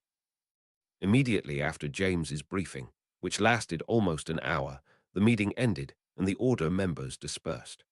Arthur and Marley, who for the first time in months seemed a little encouraged, stopped to shake James's hand and hug him before returning home. As soon as they had gone, Sirius pounced on him. "You didn't give me a task," he argued with a hint of accusation. "I know," James admitted with a slight hesitation. "It's because you know who's going to be there, and I don't mean Voldemort."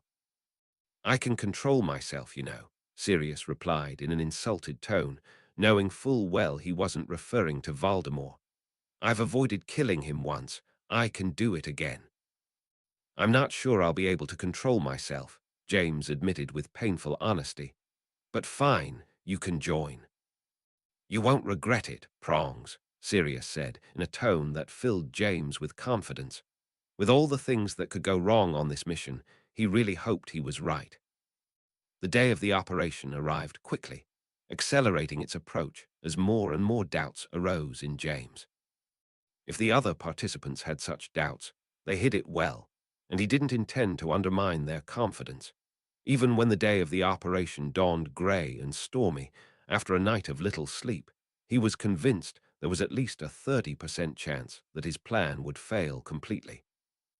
"I know you're scared," he said to the Order members, who had volunteered to participate in the operation in the entrance hall of the old Potter family home before leaving for the operation.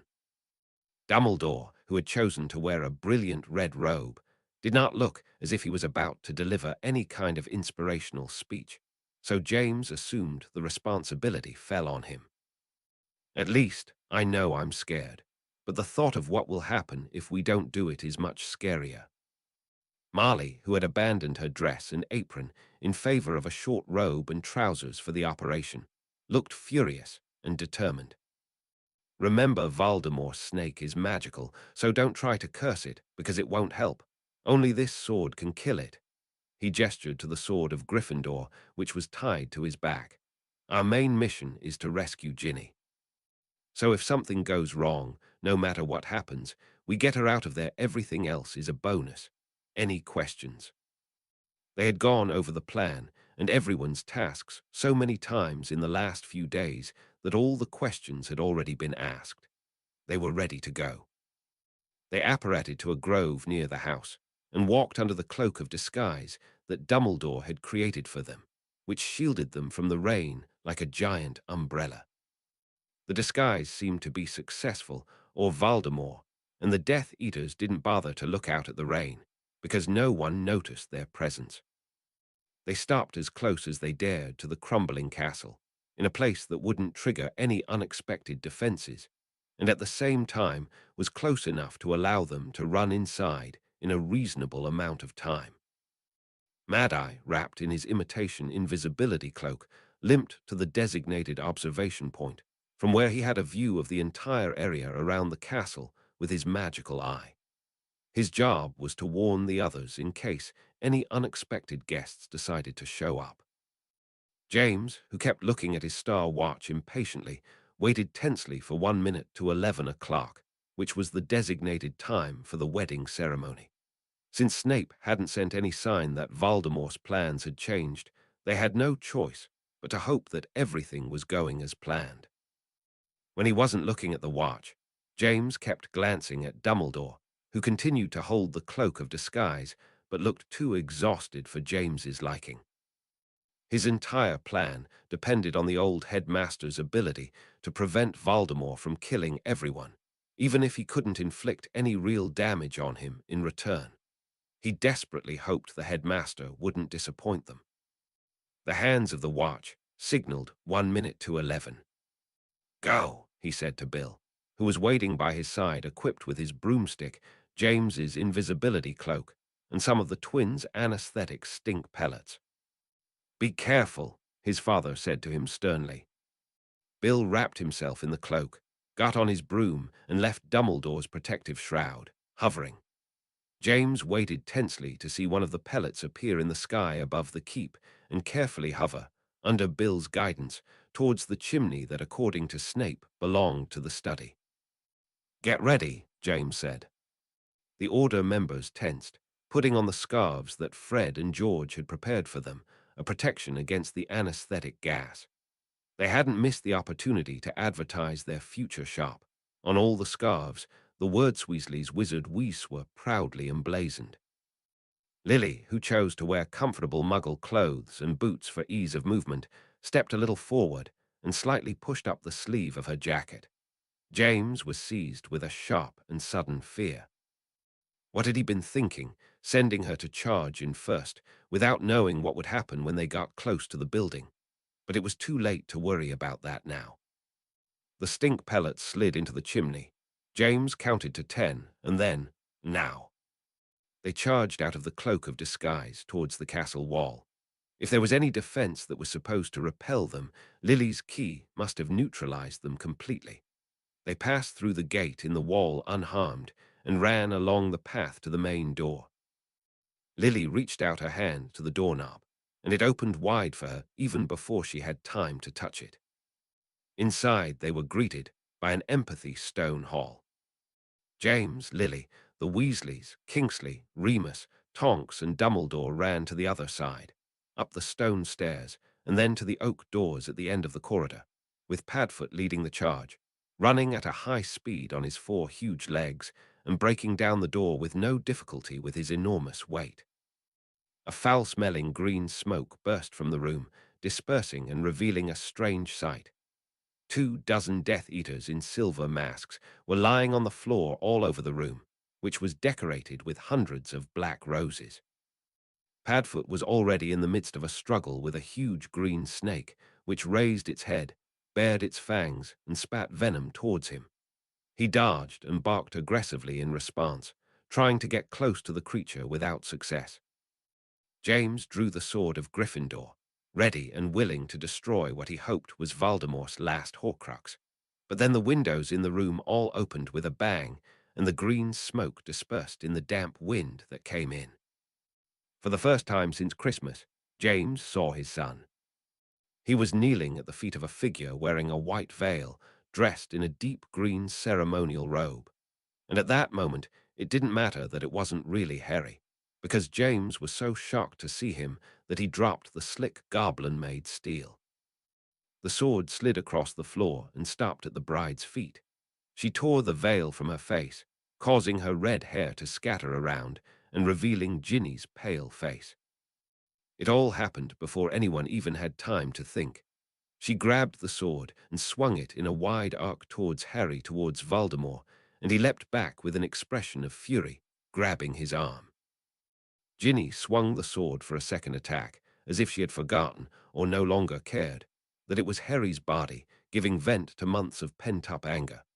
Noticing her master's distress, the snake coiled back with an animalistic speed and pounced on Ginny with bared fangs. "No!" Voldemort screamed in Harry's voice, but it was too late. The silver sword had severed the snake's head with one clean swipe. Ginny stopped and did the unbelievable. She gave Voldemort a triumphant smile, holding the blood-stained sword with pride. "You'll pay for that," he sneered at Ginny in a jarring voice that didn't suit Harry at all, but before he could do anything about it, a red, stunning curse hit him straight in the chest. The curse barely affected him, but it turned his attention to the witch who had sent it. "Don't you dare touch my daughter, you monster!" Marley shrieked at him and continued to rain a long series of curses on him. None of them succeeded in causing him any real damage, but they allowed the other Order members to scatter around the room and attack from every possible direction. Pushed into the corner and holding his bleeding arm, Voldemort looked around with a look of hatred such as James had never seen. He assessed his situation, his green eyes moving between his enemies and the headless snake on the floor. For a moment James thought he might have the power to kill everyone in one blow, including Dumbledore, but then there was a crack and he disappeared. The Order members remained staring at the place where he had stood a moment ago, not believing what had just happened. "He ran away," James said, as if to clarify that the unbelievable had indeed happened. "There's a first time for everything," Dumbledore replied, a hint of joy in his voice. Ginny's parents ran to her and wrapped her in their arms. Dumbledore looked at James, and in his eyes was an emotion that James hadn't seen him show since he was a young Order member in the First War Pride. He was a little startled when Lily touched his arm gently. Her face was flushed and her eyes glossy. Seeing Harry like that obviously affected her. "You did it," she told him, because he probably looked like someone who needed to be told that. "Your plan worked. There weren't even any casualties. Do you remember a time when Voldemort ever fled from a battle? He knew he was backed into a corner." "Yeah," James replied, somehow unable to feel a sense of victory. He kept seeing Harry now, Voldemort bleeding red blood on his green robe, and in the eyes he had inherited from Lily was a look that made it clear he would kill them at the first opportunity he got. "It would be best if you take Ginny to the headquarters. We'll clean up here," Dumbledore said to the Weasley couple and their eldest son, gesturing to the Death Eaters who were still unconscious all over the room. "And please tell Fred and George that they did an excellent job."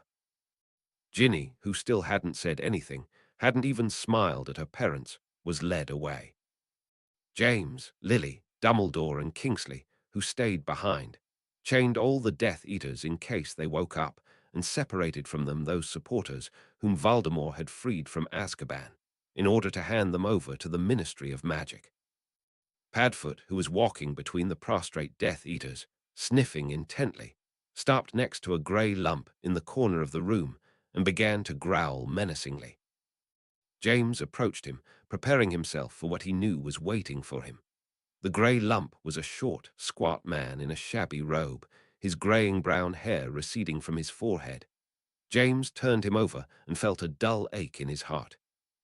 The man who had once been his friend, the man who had betrayed him, lay unconscious at his feet. Peter. His face, which had always been a little mousy, had become markedly rat-like after years of living in his animagus form. Padfoot let out a whimper next to James's knee. He stroked his black head absently. "I know. Would you like me to take him to the Ministry, along with the others?" Kingsley offered. "Not yet. I want to talk to him first, James replied. Kingsley nodded in understanding. I'd better go before they wake up, he said to the others, approaching the corner where they had chained all the escaped prisoners, among whom were Rodolphus and Rabistan Lestrange, who were responsible for the fact that Alice and Frank Longbottom had been hospitalized at St. Mungo's for almost 15 years. I just regret that I can't take the others as well. All in good time, Dumbledore replied. For now, the Ministry of Magic still thinks they are ordinary citizens, as disheartening as the thought of releasing them on their way is. Kingsley nodded and apparated away with the prisoners. The moment he disappeared, Dumbledore's face seemed to fall, as if he no longer had the strength to appear unbothered by the situation. What's wrong, Professor? Lily asked, when it didn't seem like he intended to share his worries with her, James and Padfoot. I believe the snake was indeed the last Horcrux, as we estimated, Dumbledore replied gloomily. This means that Voldemort is once again mortal. That's supposed to be a good thing, isn't it? James, who himself couldn't ignore a feeling that all this had been too easy, asked. It is, Dumbledore replied, examining the place where Voldemort had stood earlier. But the fact that Voldemort escaped worries me and makes me think that perhaps he realized we discovered his secret. If after the death of his snake he decides to go and check on the other Horcruxes, he'll find they have disappeared, and he'll know what we've done. Do you think he'll make more Horcruxes? Lily asked, understanding Dumbledore's line of thought. I don't know, Dumbledore said, and that's what worries me. He has already split his soul into 7 parts, a large number by all accounts, but if he feels he is vulnerable, I fear he may push the boundaries. I fear his next move might be unpredictable and turn the tables completely. They returned to headquarters, and James immediately took the unconscious Wormtail to the pantry behind the kitchen, promising his friends he would call them as soon as he woke up. The pantry was a windowless room with a low ceiling, filled from end to end with boxes and barrels. He tied Wormtail to a chair with magical ropes and cast a stasis charm on him that would prevent him from changing shape, at least for a few hours. Then he took his place in another chair a few steps away, watching him. James had never been a man given to contemplation.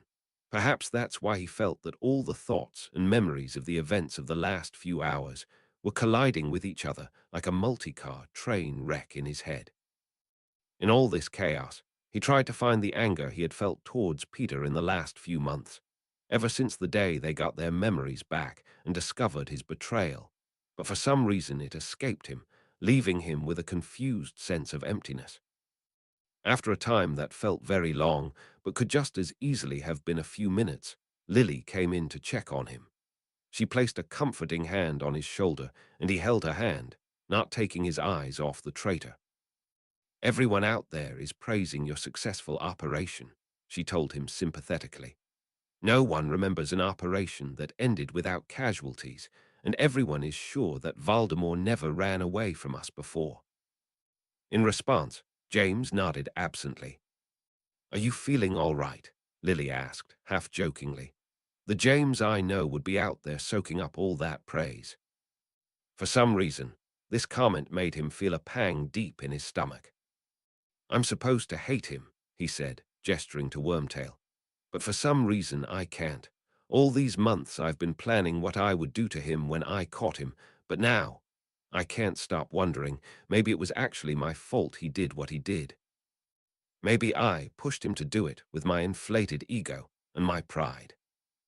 I'm the last person to deny that there were times when you were an insufferable git, Lily replied with painful honesty. But no matter what kind of person you were, there was no justification for what Peter did. Doing something bad to someone you think is bad doesn't make you good or righteous. Thanks, I needed to hear that, James replied, squeezing her hand. Although you could have softened the part about the insufferable git a little. Lily rolled her eyes and leaned in to kiss him. I need to get back to Hogwarts. All right, hug Emily for me. Lily gave him a comforting smile and left, leaving him alone with the traitor.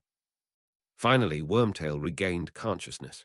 He blinked heavily with his small, watery eyes, raised his head, noticed James sitting opposite him and was startled. He tried to move, to get up from the chair, and when he realized he was bound, the panic was replaced by terror.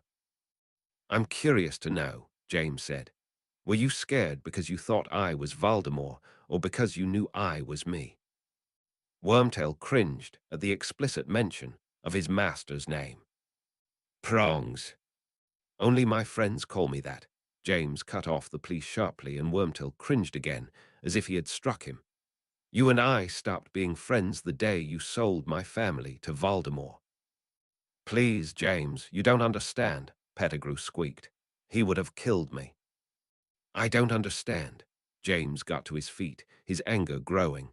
Pettigrew's small eyes focused on his hand, holding the wand like a calf looking at the butcher's knife. "I'll tell you what I don't understand. I can understand why you didn't mind letting Voldemort kill me. Maybe I wasn't as good a friend as I always thought I was. Maybe you hated me. Maybe you were jealous of me. Maybe I hurt you without meaning to. What I can't understand is how you were able to stand by and watch him kill Lily. Lily, who was always so good and kind to you, who protected you even when we taunted you. How were you able to live with yourself knowing that he was going to kill Harry, who was just a baby and never hurt anyone? That's what I don't understand." Pettigrew opened and closed his mouth several times, looking torn between the urge to beg and justify himself and the understanding that James was waiting for an answer, and he had no answer to give. Finally, all he could do was stammer, "I'm sorry." "Thank you," James replied venomously. "And maybe that would have been enough if Harry hadn't had to grow up as an orphan with Muggles because of you, or if Sirius hadn't had to spend half his life in Azkaban because of you, or if you hadn't helped Voldemort return to a position of power and steal Harry from us for the second time. So no, Peter, it's not enough." Pettigrew's face contorted in pain. "Please don't kill me. I'll do anything." "I'm not going to kill you," James replied in disgust. "Sirius and Remus told me what you did the last time you met, how you begged Harry to protect you from them, and he agreed because he didn't think his father would want his friends to become murderers because of you." A hot ball of guilt and hatred twisted inside him in pain, causing him to tighten his grip on his wand. He had to try hard to keep his voice steady. "And he was right. That's not my style, but that won't stop me from watching Sirius take out 15 years of frustration on you. Billy." The house elf appeared there immediately at his command. "Billy, call Remus and Sirius, please." She bowed and disappeared. At this point, Pettigrew began to sweat. He contorted his face, as if trying to force his body to change shape, without success. "Don't bother, I'm not an idiot," James told him, returning to his place to wait for his friends. After a moment, Sirius stormed in, Remus following him. He strode straight to Pettigrew with burning eyes, and while he struggled uselessly against his bonds, he gripped his thick throat with force, gritting his teeth in anger and squeezing until Pettigrew began to choke and his eyes bulged. "That's enough, Sirius," Remus told him, pulling his friend's hand back. "Remus, thank you," Pettigrew gasped pitifully. "I didn't do it for you," Remus hissed in reply. "We need you alive when we hand you over to the Ministry and clear Sirius's name." "I heard they managed to recruit some Dementors to guard their holding cells," Sirius told Pettigrew, almost gleefully.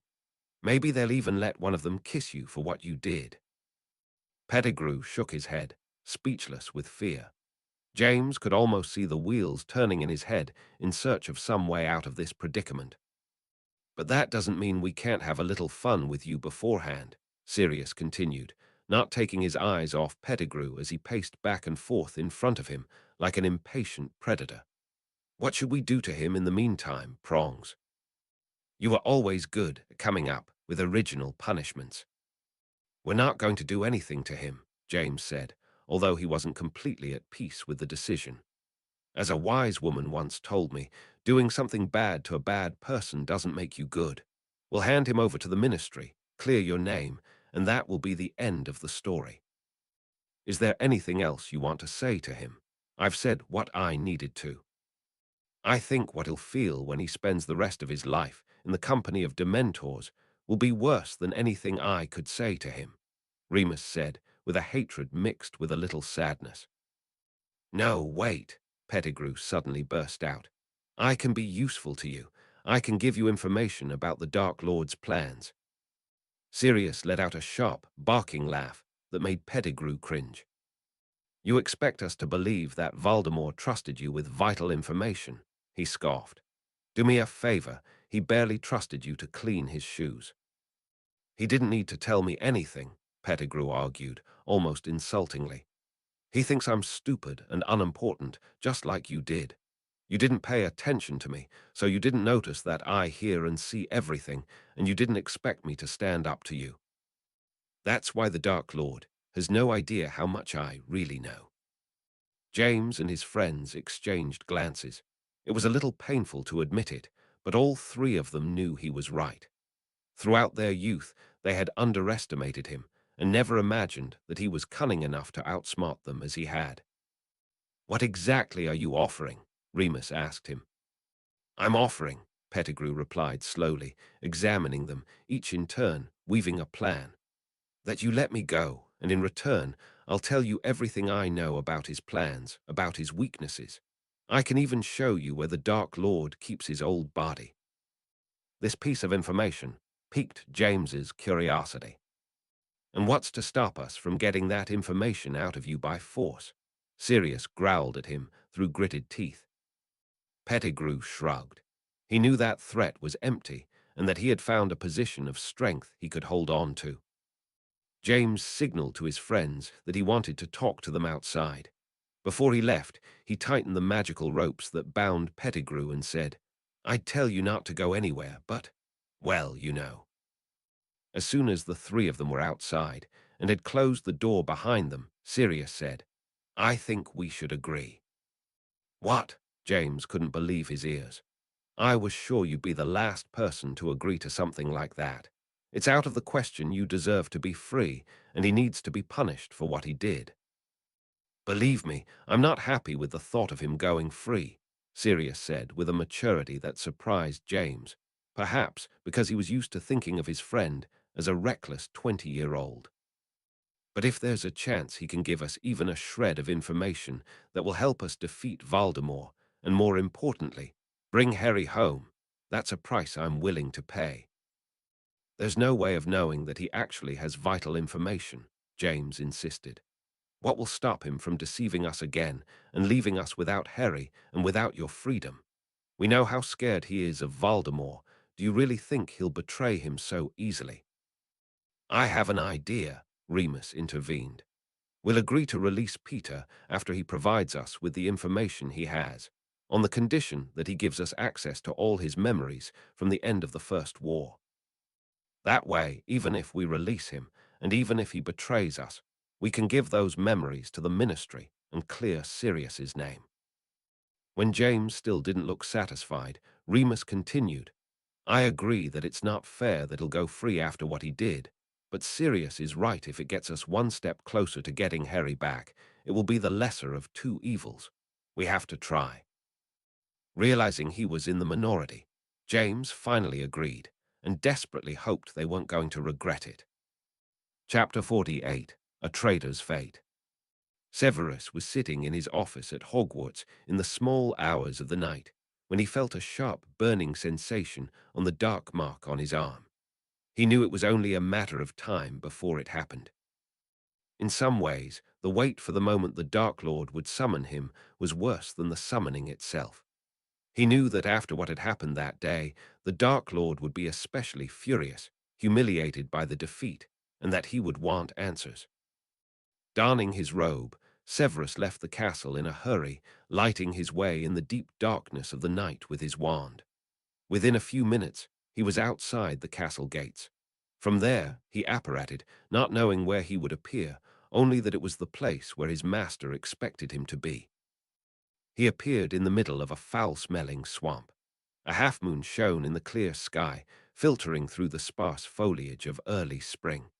He could not hear the usual sounds of nature like crickets or the calls of nocturnal birds, and the air was unusually cold. A pair of popping sounds were heard behind him, and he turned sharply with his wand drawn. He lowered his arm when he recognized that it was only Malfoy and Yaxley, who were dressed as if they had spent the evening at a formal dinner, and then sat drinking fire whiskey until the small hours of the night. "Malfoy, Yaxley," Severus announced emotionlessly. "Snape," Malfoy replied. He looked pale and tense. "Were you summoned too?" Severus didn't bother to reply, as the answer was obvious.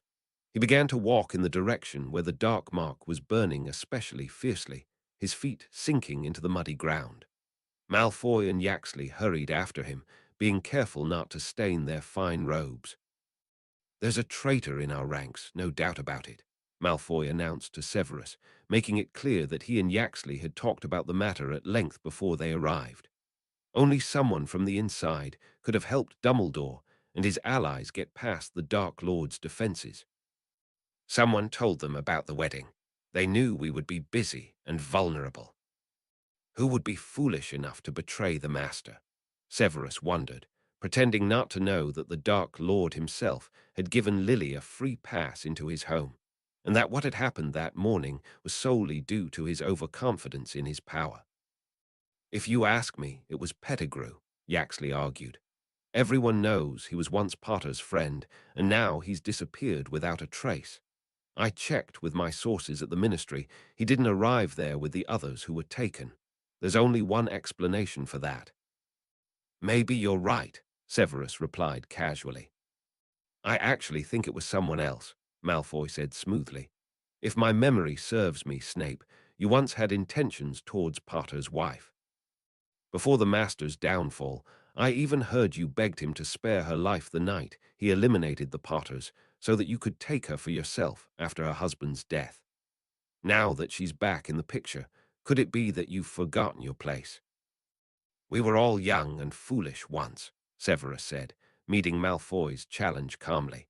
He was aware that not all Death Eaters trusted him, but he also knew that they would never be able to prove his true intentions.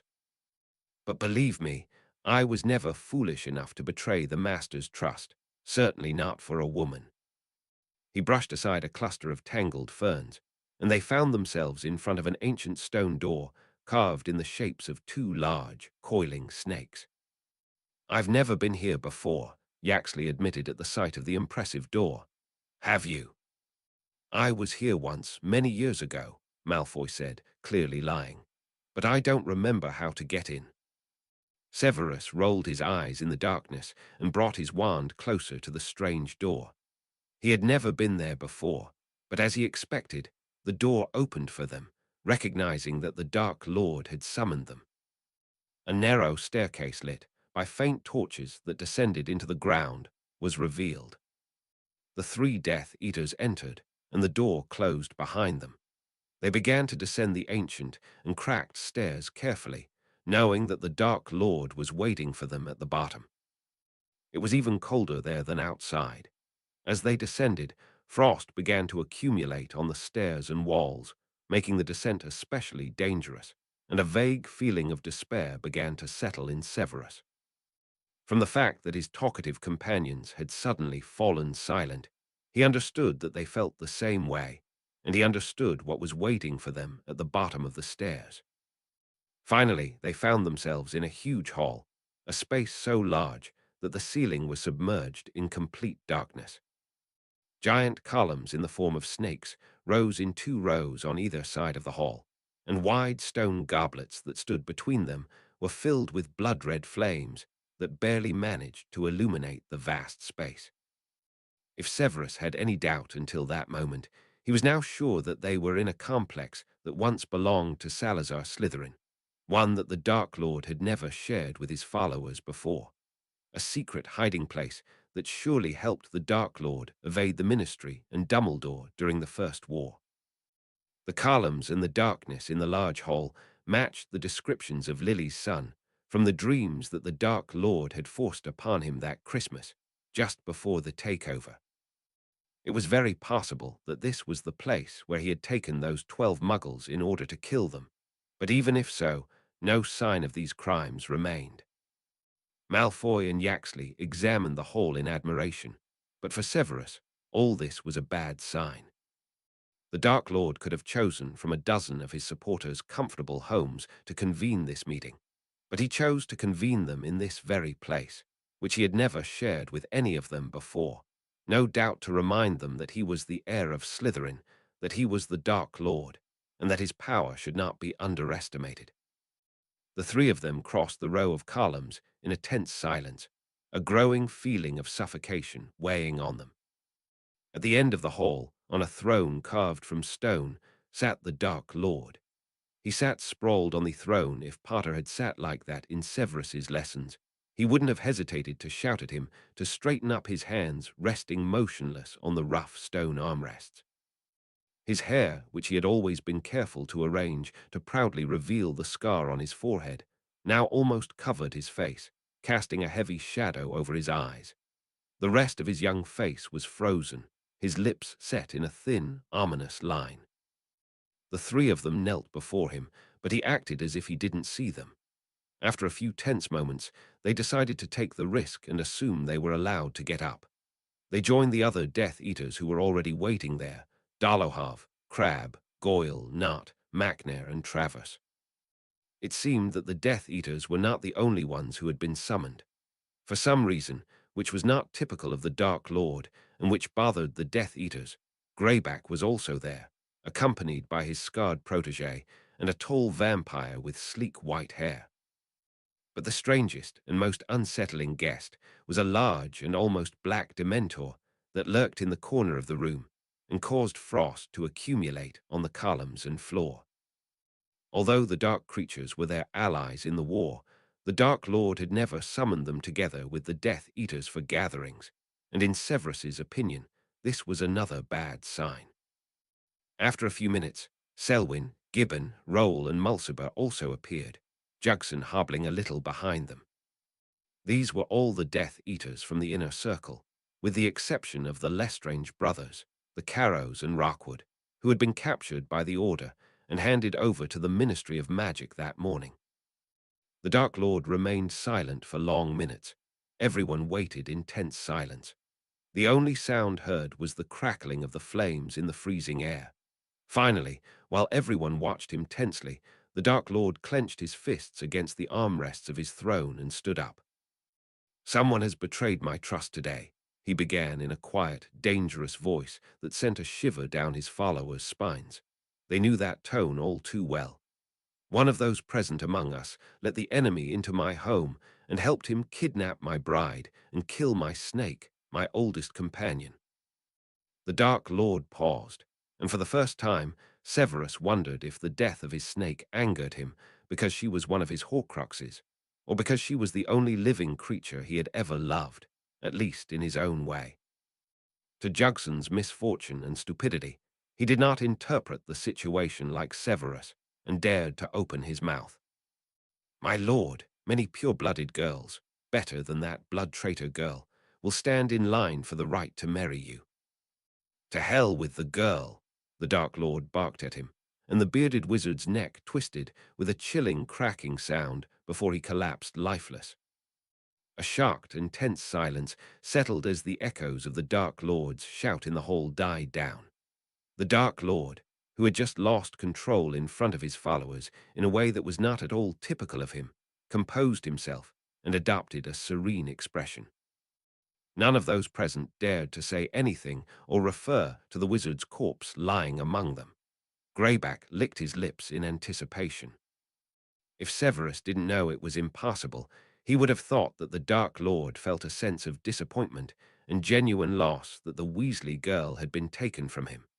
But of course, he could not feel love and affection, so it was impossible that this was the reason he had lost control. The Dark Lord continued to speak calmly. "In recent months, since I acquired my new body, I admit to all of you that I have made two mistakes. My first mistake was in thinking that this was the right time to marry and secure my legacy. Our enemies reminded us today that this is not the time to rest on our laurels, for we are in the midst of a war. They reminded us that none of us, nor our legacies, are safe not as long as there is a traitor among us. He stepped off the throne platform and passed in front of the line of his supporters with measured steps, looking into the eyes of each and every one of the frightened wizards, freely scanning their thoughts. Severus, who unlike the others maintained a calm expression, strengthened his defenses and blocked the Dark Lord when he looked into his eyes with Lily's green eyes. The Dark Lord smiled at him with a dangerous smile and continued on his way. Severus felt sweat accumulating on his skin, despite the extreme cold. The person who betrayed me today was not a werewolf, not a vampire, not a dementor or a giant. No, the traitor was one of my inner circle, one of my most loyal supporters. Therefore, I have decided to promote you, the generals of my army of the night, and make you Death Eaters of the highest order. But first and foremost, I will let you witness the punishment I will inflict on the wizard who betrayed me. Would you like us to deal with him, my lord? Greyback offered eagerly, examining the frightened Death Eaters as if they were a herd of helpless sheep. Quiet, Greyback, the Dark Lord said, not without a hint of glee. I will be the one to deal with the traitor. Severus's heart stopped as he felt an invisible hook dig into his stomach and pull him forward in front of the line of Death Eaters. He tried to resist, even though he knew it was pointless, as he was slowly led, paralyzed, to the center of the action. I thought for a long time today about who could have been stupid enough to betray me, the Dark Lord told everyone present while controlling the body of the helpless Severus. The conclusion that it was Snape was not obvious, as our beloved professor does not have a reputation of a stupid wizard. I myself told him, not long ago, that I did not believe he would betray me. That was my second mistake. Severus felt a sharp pull on his leg and found himself hanging upside down in the air, his robe falling behind him like a curtain. His wand fell from his pocket and rolled onto the floor with a flat thud, like a bone hitting a bone. The Death Eaters stared at him with astonished looks, either gloating or filled with relief that they had not been chosen to be the scapegoat. For a few moments, the paralyzing fear he was supposed to feel was pushed aside by an intense feeling of déjà vu. For a moment, he was a 15-year-old boy again after the defense against the dark arts owl, and the bored Potter and his friends had chosen to humiliate him in front of all the students by the Great Lake. But this time, Lily was not there to come to his defense, and what the Dark Lord was about to do to him was going to be much worse than pulling down his trousers. You are making a grave mistake, Master, Severus said, making a supreme effort to remain calm and keep his voice steady. I have always been a valuable asset to you. If you kill me. The Dark Lord ignored him, gesturing with his hand for someone to approach, and the Dementor that had been standing in the far corner floated closer.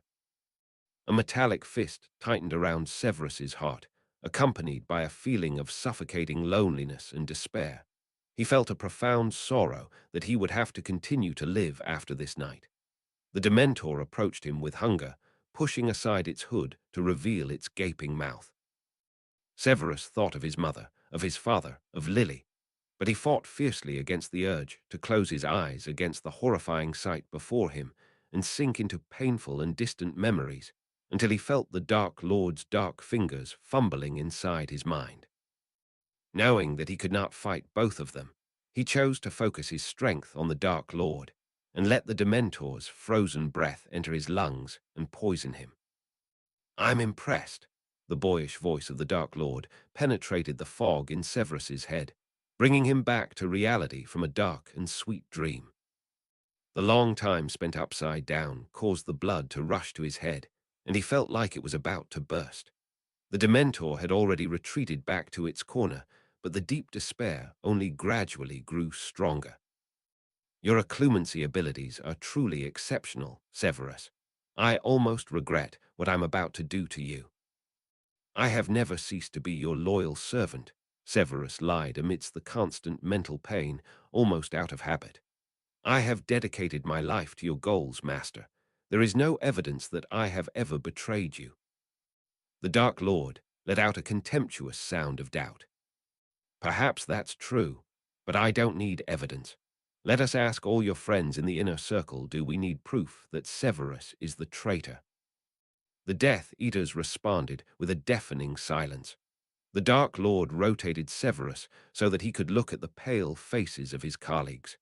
Of course, none of them were going to ask for proof, they were just happy that they weren't the ones hanging there. The Dark Lord didn't need proof to kill Jugson in the blink of an eye, so why would he need any proof to accuse Severus of what had happened that day? In that case, maybe it's time I start telling the truth, Severus told them, and for the first time his voice trembled slightly. He spoke quickly, before Voldemort could stop him. It wasn't me who brought Dumbledore into the Dark Lord's home. It was the Dark Lord himself who gave Lily Potter entrance clearance of his own free will. He was arrogant, he thought. Severus struggled to speak even through the pain that crashed down on him like a tidal wave. But the only sound that threatened to escape his mouth was a scream, so he bit his tongue and tasted blood. It wasn't the first time he had experienced the Dark Lord's Cruciatus curse, but never with such intensity, as if the wizard was concentrating all his power, hatred, and fury into the curse, crushing and tearing Severus's organs from the inside. Fortunately, physical pain had never scared him. By the time it was over, blood was pouring from Severus's mouth, flowing down his face, getting into his eyes, and dripping onto the stone floor. He was dizzy from the pain and the blood that filled his head, pulsating in his ears, until he could barely hear the Dark Lord speaking. Both a traitor and a liar, so it seems, he told the onlookers with pleasure. What else can you expect from such a filthy half-blood? It seems that over the years, the tainted legacy of his Muggle father has overcome the pure blood of his poor mother. What a shame. You are half-blood, Severus tried to speak, but his injured tongue did not allow him to speak fluently. He coughed and spat out blood that did not all come from his mouth, but from a deep injury that the Cruciatus curse had wrought inside him.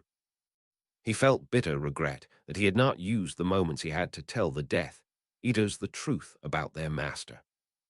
What is it, Severus? More lies? Voldemort scoffed, and Severus was thrown forcefully onto the floor on his back, all his bones rattling. His wand lay nearby, almost within reach, but he was paralyzed, forced to look into the face of his sworn enemy and the malicious glint in the eyes of the person he loved most of all. Understand this. No one here believes a word that comes out of your treacherous mouth.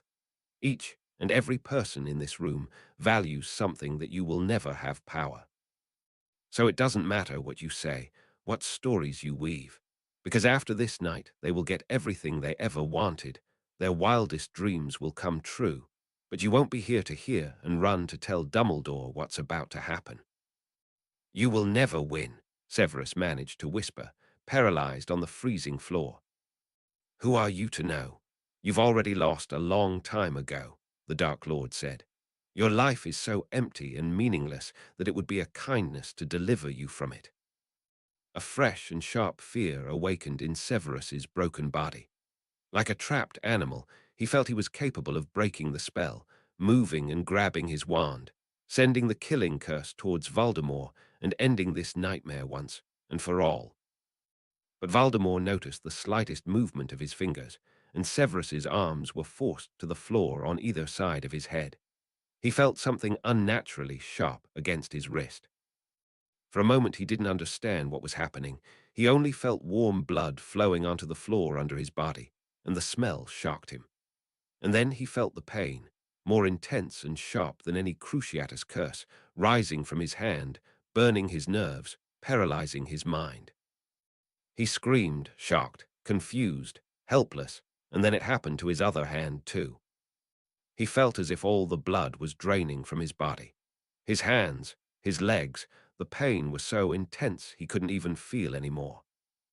Then dark fingers penetrated his mind, passing by the walls shattered by suffering, and began roaming freely through his innermost thoughts and secrets, fumbling with long-forgotten feelings, basking in his shame.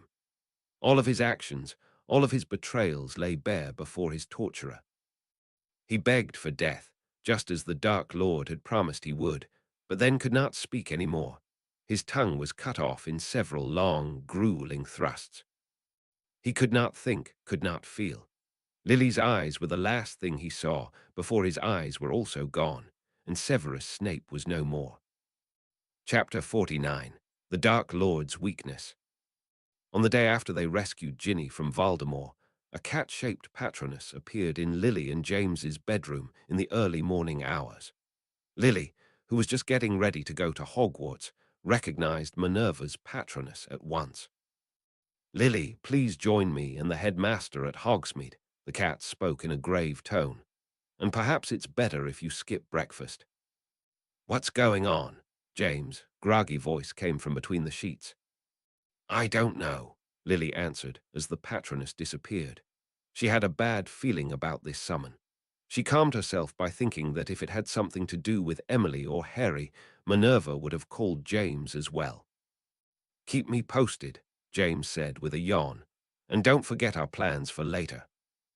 "Go back to sleep," Lily told him and gave him a quick kiss. He certainly deserved the rest after the successful mission he led the day before. Outside, the early morning sun shone fiercely on the sprawling lawns, expanses that were completely different from the snow-covered fields that had surrounded the house on the terrible night they were forced to leave Grimmauld Place. Lily walked through the high grass until she was outside the range of the protection runes and apparated to Hogsmeade. There was no way to avoid the fact that something terrible had happened there. Many distressed villagers stood around Main Street in the crisp morning air, still wearing dressing gowns and nightcaps. They all stared at Lily as she passed by them, searching for McGonagall and Dumbledore. She turned the street corner and her stomach dropped. She couldn't believe her eyes. This couldn't be real. She jumped when someone touched her arm. It was Minerva, looking pale and drawn, gazing at her with intense worry.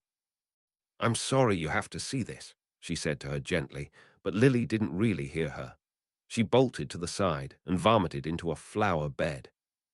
It took her a few long moments to be able to stand upright again. Her throat burned and tears stained her face.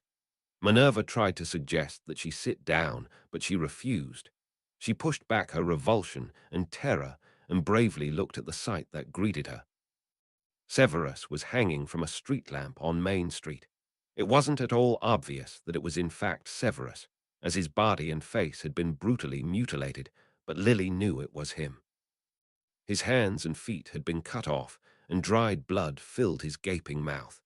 His eyes were gouged out, leaving behind gaping red holes that were already beginning to blacken. His black hair and robes were completely soaked in dried blood. On a wall behind where he hung, one word was written in blood. "Do you have any idea who could have done this?" The hit Wzard who came to investigate the crime asked her after she had some time to recover from the shock. "It was Voldemort," she told him, her voice hoarse but steady. He scoffed. "Be careful what kind of lies you spread, Mrs. Potter," he told her coldly. "If we don't find any tangible, realistic leads for this crime, we might start suspecting you had something to do with it." "There's no need to make such threats towards Professor Potter," Dumbledore intervened on her behalf. He looked older than ever, pale and sick, his blackened hand standing out against his white skin, but his voice was as deep and confident as ever. "As you can see, she is extremely shaken by the fate of her colleague." The hit wizard left them alone soon after that. The street had been sealed off from the public, which could be heard gathering around the corner, curious and agitated. It all took Lily back to the First War. The only thing missing was the dark mark in the sky. It seems Severus had been discovered by Voldemort. Dumbledore stated the obvious when he and Lily were alone. "I'm terribly sorry, Lily. I know that you used to be friends in your youth before everything." Lily just shook her head. She had never forgiven Severus for separating her and James from Harry, and she knew she never would. She looked at the mutilated body and tried to remember the boy from Cokeworth who had been her friend once, but failed. "There is something about Severus I did not tell you," Dumbledore said. Lily wondered why he was still talking as they were standing before the horrid display. "Many years ago, he confessed to me that he was the one who told Voldemort about the prophecy." He had overheard the seer who had prophesied it and shared it with Voldemort in order to gain his favor. He did not know that Harry was a candidate to be the one the prophecy referred to. When he found out what he had done, he was overcome by guilt. That was what had driven him to defect and join the Order. Lily knew this news was supposed to make her furious, but she couldn't feel anything at all. What was one more crime in the face of this brutal punishment? "What time is it?" she asked, suddenly remembering she had a class to teach.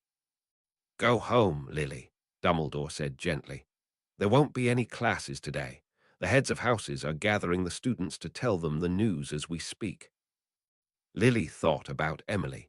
She considered telling her daughter the news herself, but decided against it. She didn't want to risk falling apart in front of her. She left the scene and apparated back to headquarters. While she was gone, the residents of the house had begun their day. She went to the library, barely realizing what she was doing, as if she were sleepwalking. James was there, with Sirius, Remus, and Tonks. It seemed they were going over their upcoming mission. "Don't tell me school was cancelled," James asked cheerfully when she walked in. Then he saw that something was wrong. "Lily, what's the matter?" She opened her mouth to speak, but instead of words came only tears. She was vaguely aware that she was being led to a chair and that James was sitting next to her and holding her hand while she wept uncontrollably. The images of Severus's mutilated body flashed before her eyes when she tried to describe them in words, overwhelming her with terror. Finally, she calmed down enough to take a sip of the tea that Remus had made for her. Then, under the worried gazes of her husband and friends, she told them what had happened. She told them about the terrible end that Severus met and the message that accompanied his tortured remains. When she finished, everyone was very quiet. She didn't dare look at James, fearing he would lash out as a result of the threat to her. Sirius was the first to speak. "I'm the last one who had any sympathy towards Snape, but no one deserves to die like that." The rest echoed their agreement in complete silence. Tonks sniffed. Again, Lily felt she was back in the First War.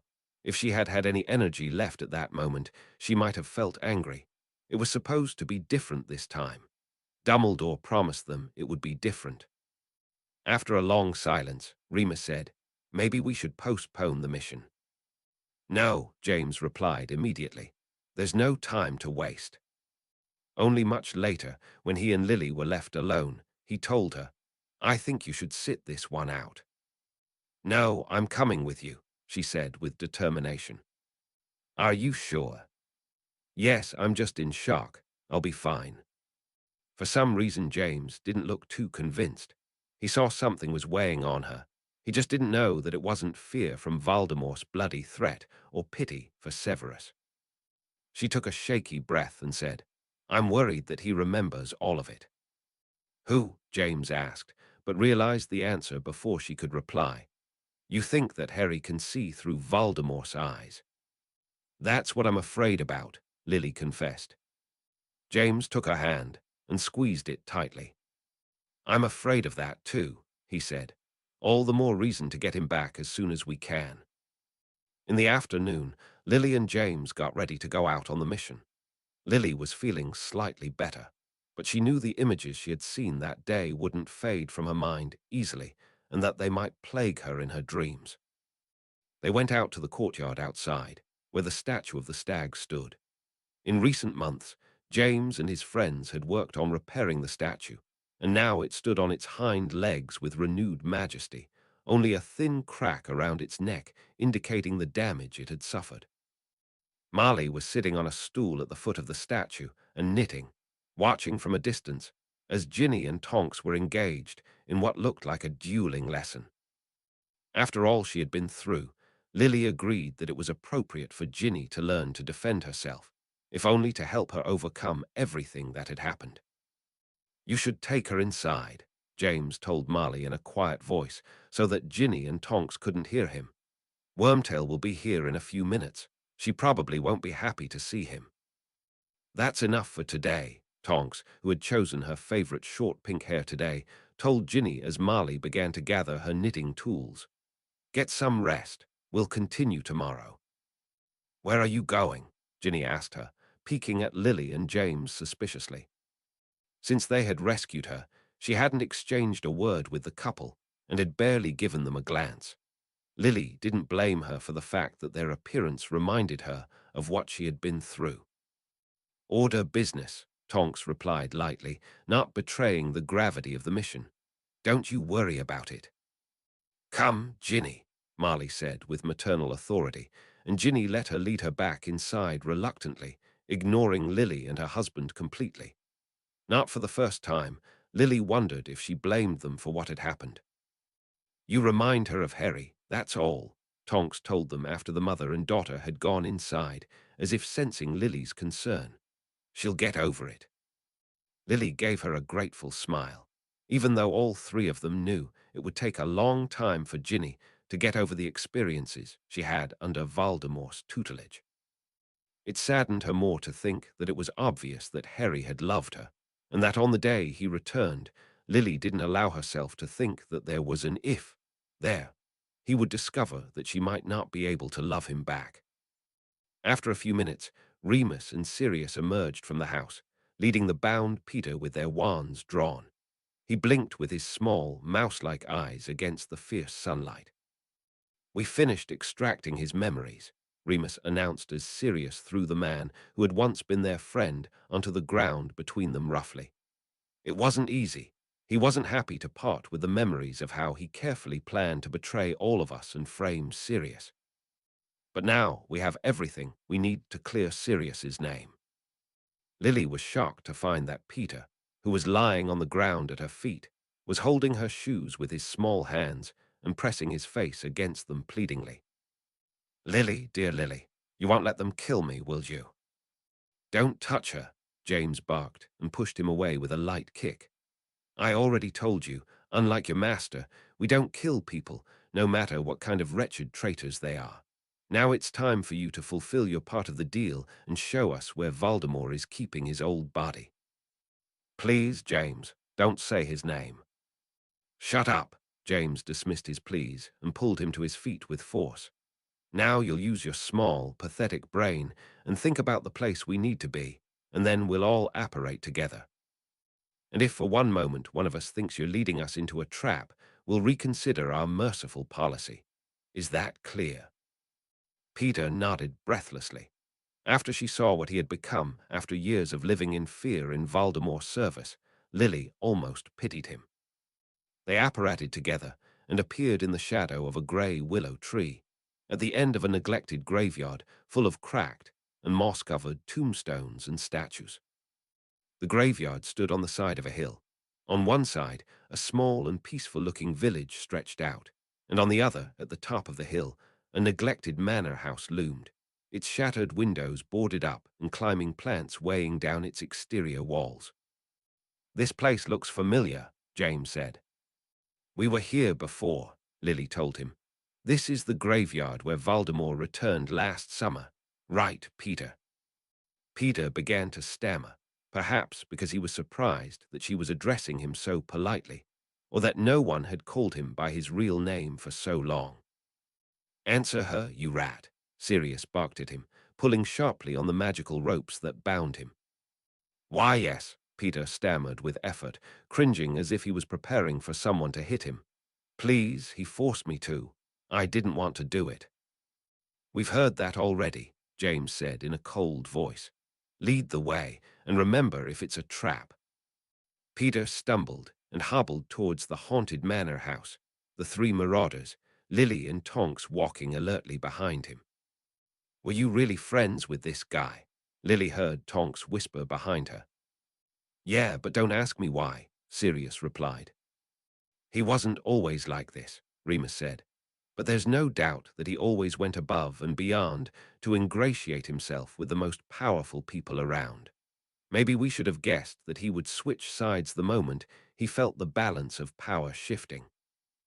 If Peter heard the conversation, he chose not to refute or add to what was said. They walked close to the wall of the building. A manicured garden probably once grew there, but today there were only tangled bushes and weeds. At last, they reached a back door set in a stone frame, almost completely covered in ivy.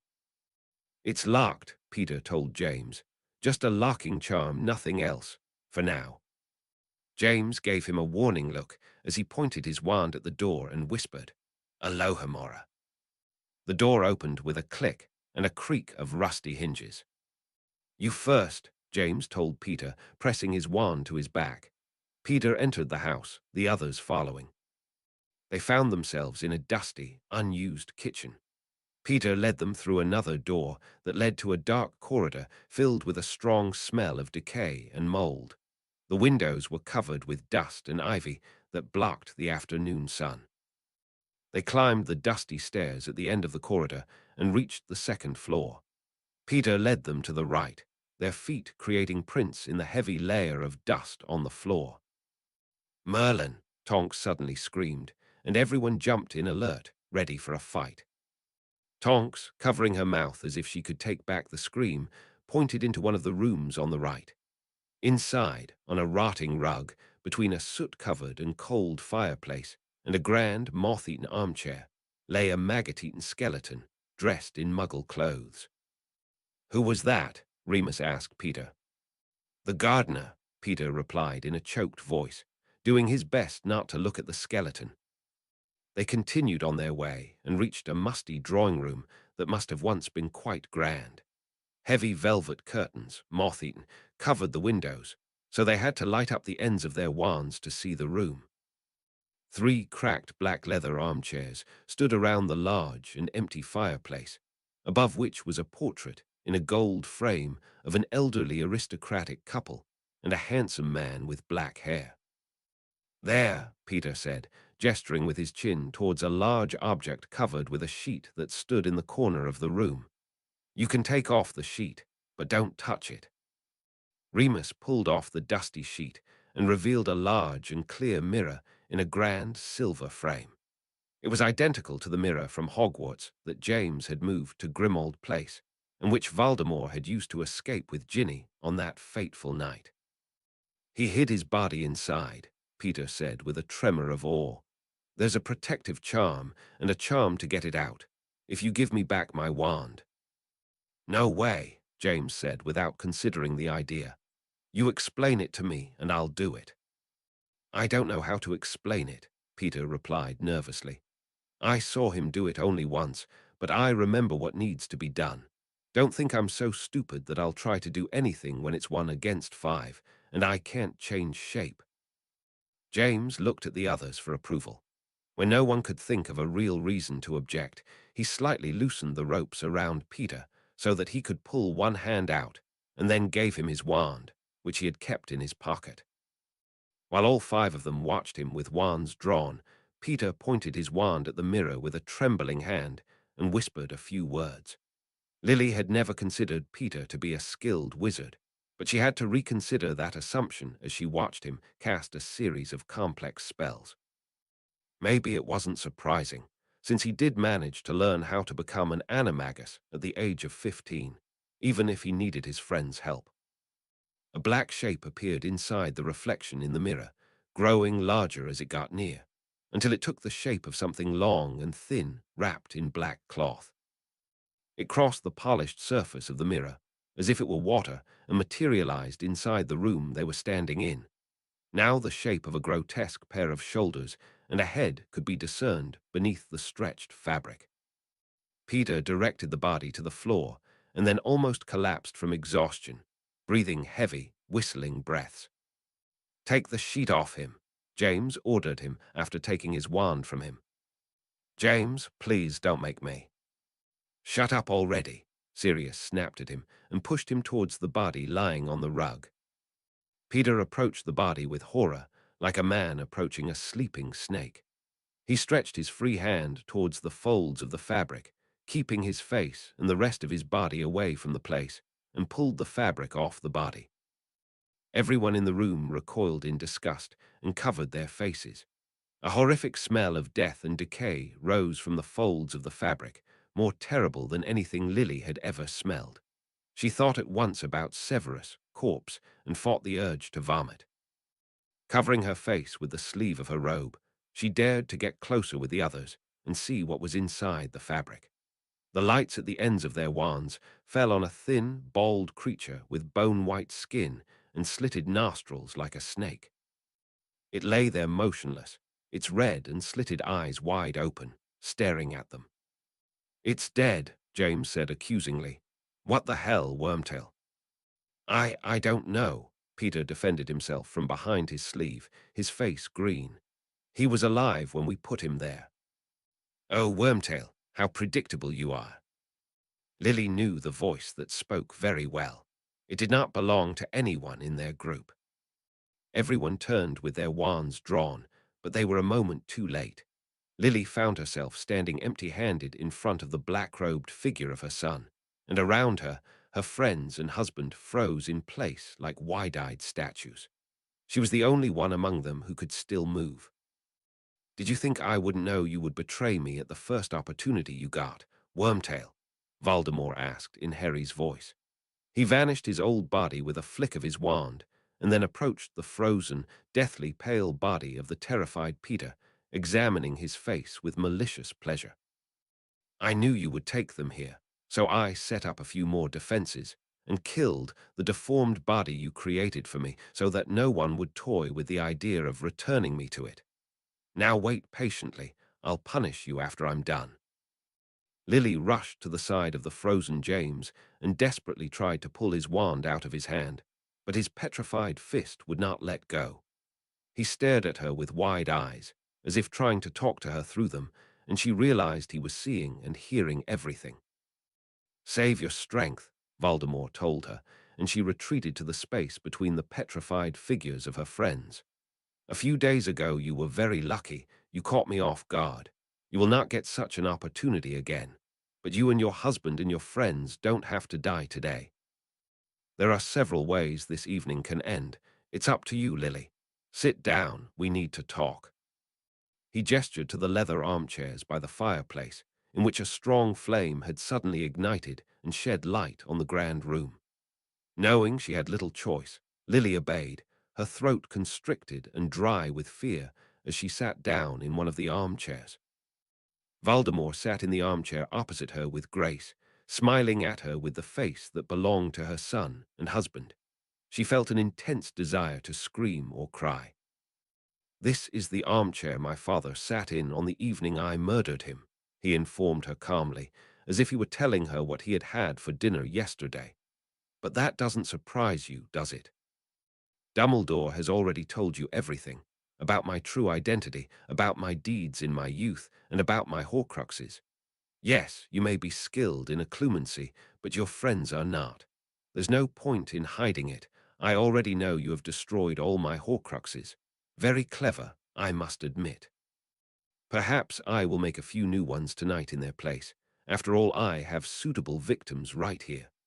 I prefer not to desecrate my new body with such powerful dark magic, but you have not left me with much of a choice." Refusing to let him threaten her with promises that he would harm Harry's body, Lily clenched her fists on the armrests and remained silent, trying to convince herself that if he had been able to make more Horcruxes, he would have already done so. "I've wanted to talk to you face to face for some time," Voldemort went on. He seemed to enjoy the sound of Harry's voice. "It was a mistake to give you clearance to enter my home at the time of your choosing. Severus has already paid for that mistake for you. You heard what I did to him, I assume." When she continued to remain silent, he added in a sharp voice, "I expect you to answer me when I ask you a question, Mudblood." "Yes," Lily replied hoarsely, unable to stifle the fear that was bubbling inside her. "What do you want from me?" A greedy glint lit up in Harry's eyes.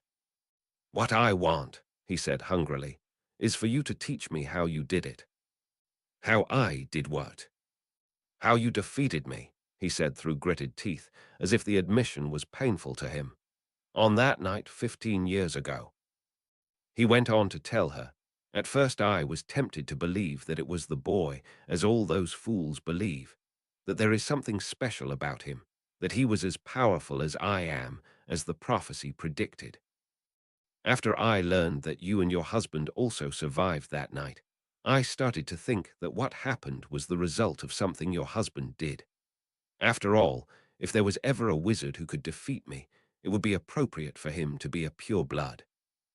I knew I had to hear the prophecy in its entirety to understand what happened, so it could never happen again. But then the prophecy was destroyed.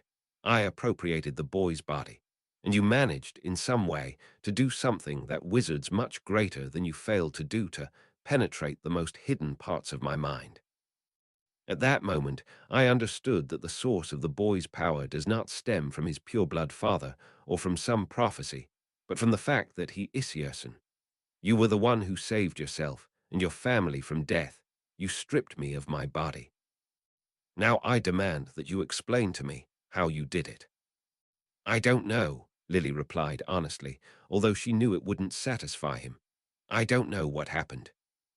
Don't lie to me, Voldemort hissed. Are you going to make me hurt someone to make you talk? I'm not lying, Lily cried. Don't you think that if I knew, I would do it again to defeat you now? I think you don't want to harm your son's body, Voldemort replied, getting to his feet abruptly and approaching the others, who were still standing frozen like statues. I suggest you start providing me with some information, because I am starting to lose my patience. I don't, Lily began to deny again, but stopped when Voldemort began to caress Tonks's face with the tip of his wand. She carefully considered her next words and finally said, Professor Dumbledore thinks that my love for Harry is what saved us on that night. Voldemort let out a sound somewhere between a sigh and a hiss. Yes, love. I used to say that whoever believes in that sort of thing is a fool. Today I am not so sure. However, I know for a fact that it was not the power that defeated me. Why are you so sure? Lily challenged him boldly. You don't know what love is. The only person who loved you was your mother, but she died before she had a chance to teach you what that means. Now she lives in your deepest memories only as she was at the moment of her death. But I believe you can learn to love. Oh, really? Voldemort replied mockingly. And I assume you would want to teach me to weaken me. The ability to love is not a weakness, Lily insisted. She hoped to appeal to the more human sides of Voldemort, if there were any, and not give him any more reasons to want to harm her and her loved ones. Oh, but that is exactly what it is, Voldemort replied without a second thought. I thought that the boy's love for Ginny would strengthen me. I took her to my home, gave her everything a girl could want, protected her, taught her, and in a moment of weakness, I planned to marry her. At that moment my weakness was exposed, and you took her away from me. So you see, there is nothing more weakening than love. You don't love Ginny, Lily told him, shocked and almost amused by the thought that the things he described were seen by him as love. You took her because you thought you could exploit her. You held her captive against her will. You tried to force her to marry you. That's not love. Voldemort's expression was unreadable, opaque and cold, like a predator's. Lily realized that something bad was about to happen. No, he cut her off. You say that the power of love defeated me. Let us test that theory. No, please. Lily tried to get up, but her body was pinned to the chair. She was like a trapped animal, her heart pounding hard against her ribs and her breathing accelerating. You don't have to do this. You know from experience that such pleas won't help you, Voldemort said with dangerous calmness, approaching the frozen figure of James with a snake-like grace. He pointed his wand straight at his heart. James stared at him, frozen. No, Lily shrieked, and did not recognize the voice that came from her throat. Avada Kedavra. The green light seared Lily's eyes. James was thrown backwards by the force of the curse and hit the floor. Lily watched him lie motionless. Time lost its meaning. Everything froze, and she went back 15 years to their home in Godric's Hollow and heard James shouting at her to run with Harry. Voldemort said something to her, but she heard nothing. She was frozen in place, seeing and hearing nothing, only remembering that night and understanding that it was happening again now. He moved on to his next victim, Sirius. Again the green light flashed, and Sirius hit the floor with a thud. And then Remus, The light etched the images in Lily's mind, and he too fell. Immediately after him, Tonks joined the others in a cold flash, until Voldemort stood among the four bodies and smiled at Lily with her son's face. A heavy darkness gathered deep inside her, seeping, flowing, dimming every thought or feeling. The feeling was strange, but also blissfully numbing. Her initial impulse should have been to shout, to scream, to curse, to beg for her life. But she did none of those things. She didn't even feel the desire to do so. Unlike the terrible night 15 years earlier, she did not feel fear. She had no one whose life to beg for. James was dead. Harry might as well be. Emily would never be safe in the world they had forced her to become a part of. To shout or scream, or make any sound or feel anything, was simply a waste of energy. Voldemort spoke to her, but she didn't hear him, as if she was water. In the darkness inside her head, something began to sprout. A seed of fury and despair began to grow. The room they were in began to feel very hot. Voldemort looked at her strangely. Without thinking that she was supposed to be pinned to the chair, she got to her feet and faced him. He tried to use his magic on her to cast some kind of spell, but she barely felt its effect, as if it were nothing more than a bothersome buzz. He looked surprised, shocked, and then frightened. His face was as pale as snow and very bright, a golden-red glow reflected in his eyes. Lily barely realized that this light was coming from her, as if the darkness that had consumed her had pushed all the love and goodness inside her to the surface, until they shone from her skin like the light of the sun. "It's impossible," she heard Voldemort say, or maybe he only thought it.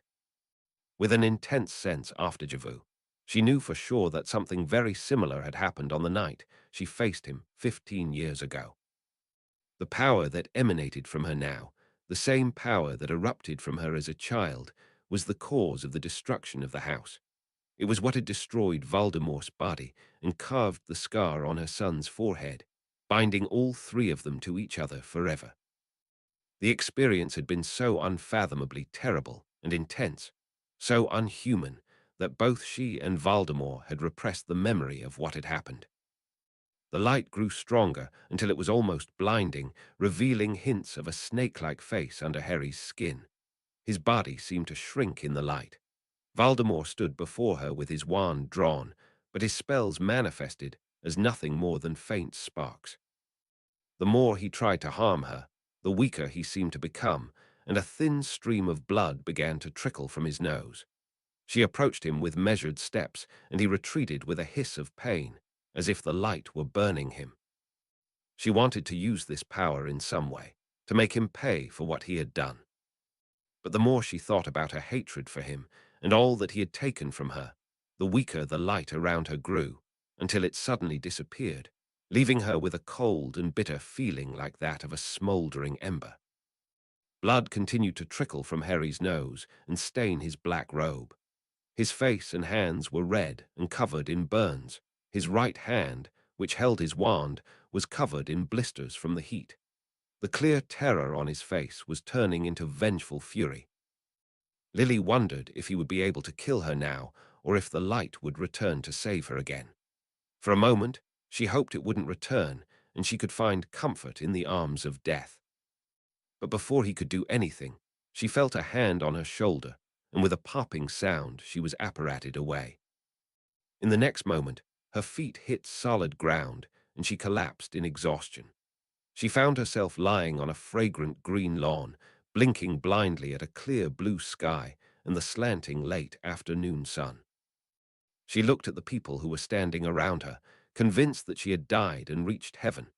James and Sirius were standing over her with worried expressions. Tonks was sobbing while Remus was hugging her and stroking her hair with a trembling hand, and a few steps away, Peter was kneeling and throwing up. James pushed away some hair that had stuck to Lily's sweat-drenched face, with a smile of relief and love. She told herself then that it was impossible that they were dead, since in the afterlife people don't cry or throw up, and the crack in James's glasses and the hole in his shirt where the killing curse had hit him didn't feel like they belonged in heaven. How? She tried to ask. But her voice was swallowed by an uncontrollable sob, and she fell into her husband's arms in a fit of tears. "We're all right. We're all right," he told her in a soothing tone, although even as he said the words, it sounded like he himself couldn't believe they were true. "I don't know how, but we're alive. We saw everything that happened." "How did you do it?" Sirius asked Lily in awe. "I don't know," she managed to say hoarsely. She looked at James and touched his face. "I just know that it already happened once, on the night he came for us 15 years ago. For some reason, I didn't remember it before, but now I do."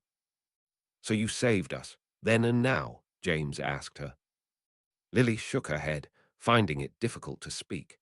She didn't understand what had happened, but she knew that even though she wanted it to be so with all her heart, she wasn't at all sure she was the one who had saved the lives of her husband and friends today. "I might have an idea of how it happened," Remus said, his arm wrapped around Tonks's shoulders. They were both very pale. "We know that in order to cast an unforgivable curse, one must have a genuine and sincere intention to harm or kill another person." "So you're saying that deep down Voldemort actually likes us?" Sirius asked, unnerved. "Not Voldemort, but Harry," Remus explained. "Maybe he's in there somewhere and is somehow influencing Voldemort's intentions." "That's certainly an encouraging thought," James said, and gave Lily an encouraging smile, if a little tense. "Don't you think?" Lily managed to only nod. A heavy exhaustion fell on her after the experience she had gone through. She didn't feel she was capable of dealing with the significance of what had happened yet, even though she knew it would affect all of their futures, and that she was about to be at the center of the events that would lead to the final defeat of Voldemort. "What about me?" Peter chirped from his place on the grass. He was still pale and greenish, trembling from head to toe. "You promised you'd release me after I helped you." James exchanged glances with his friends. Remus nodded in agreement. Sirius said nothing, although he didn't look happy. James looked at Lily. "Let him go," she managed to say with the last of her strength. James got up and untied the enchanted ropes that bound Peter. "You should consider yourself very lucky," he told him. "If we ever see you again, you won't be as much." Peter nodded quickly. "Thank you, James," he said in a surprisingly steady voice. "And if it's worth anything, I'm truly sorry." "It's not," James replied, but there was no anger or hatred in his voice, only disappointment. Peter vanished. The grass in the place where he had stood rustled, and he was gone. Chapter 50, The Witness. After living the same day over and over for what felt like an eternity, at some point the illusion became so diluted that Harry couldn't keep believing it was real, even if he wanted to. It was like looking at a copy of a text that had been reproduced countless times. It could barely be read at that point. With time, the illusion faded, and he faded with it, drifting into a darkness he didn't know how to fight. He was alive and dead at the same time, sleeping but wide awake. He was dreaming and couldn't wake up. He was dying and being reborn again and again with excruciating anguish. Then, from the darkness came a great light. It started as a spark and grew all at once. He was so used to being non-existent that at first it hurt, reminding him that he was still alive. Then he wanted to reach out and touch it, but he couldn't move. It burned him as he stared at it, and he embraced the intense heat. It reminded him of something good and comforting, an internal sense of love and belonging. For the first time in what might have been forever, Harry felt hope. He woke up. There was a thin, hard mattress under him and a strong smell of dust. His first thought was that he was in the cupboard under the stairs. His second thought was that the bright, warm light had been his mother, and that she was alive and safe, fighting for him. But that clear knowledge was almost immediately drowned by a vicious sense of gloom and despair, one he was familiar with in the darkness of the cupboard under the stairs. That sense of despair was accompanied by a feeling that this wasn't right. He didn't belong there, in that darkness. He realized he wasn't alone. There was another presence in his cupboard, strange but familiar. A dark-haired child was sitting on his bed, fiddling with the only toy Harry had ever had in his cupboard, an old set of plastic toy soldiers. "Who are you?" Harry asked the child. The boy looked up at him with strange, dark eyes. "I want it," was all he said, referring to the toy soldier in his hand. "It's mine."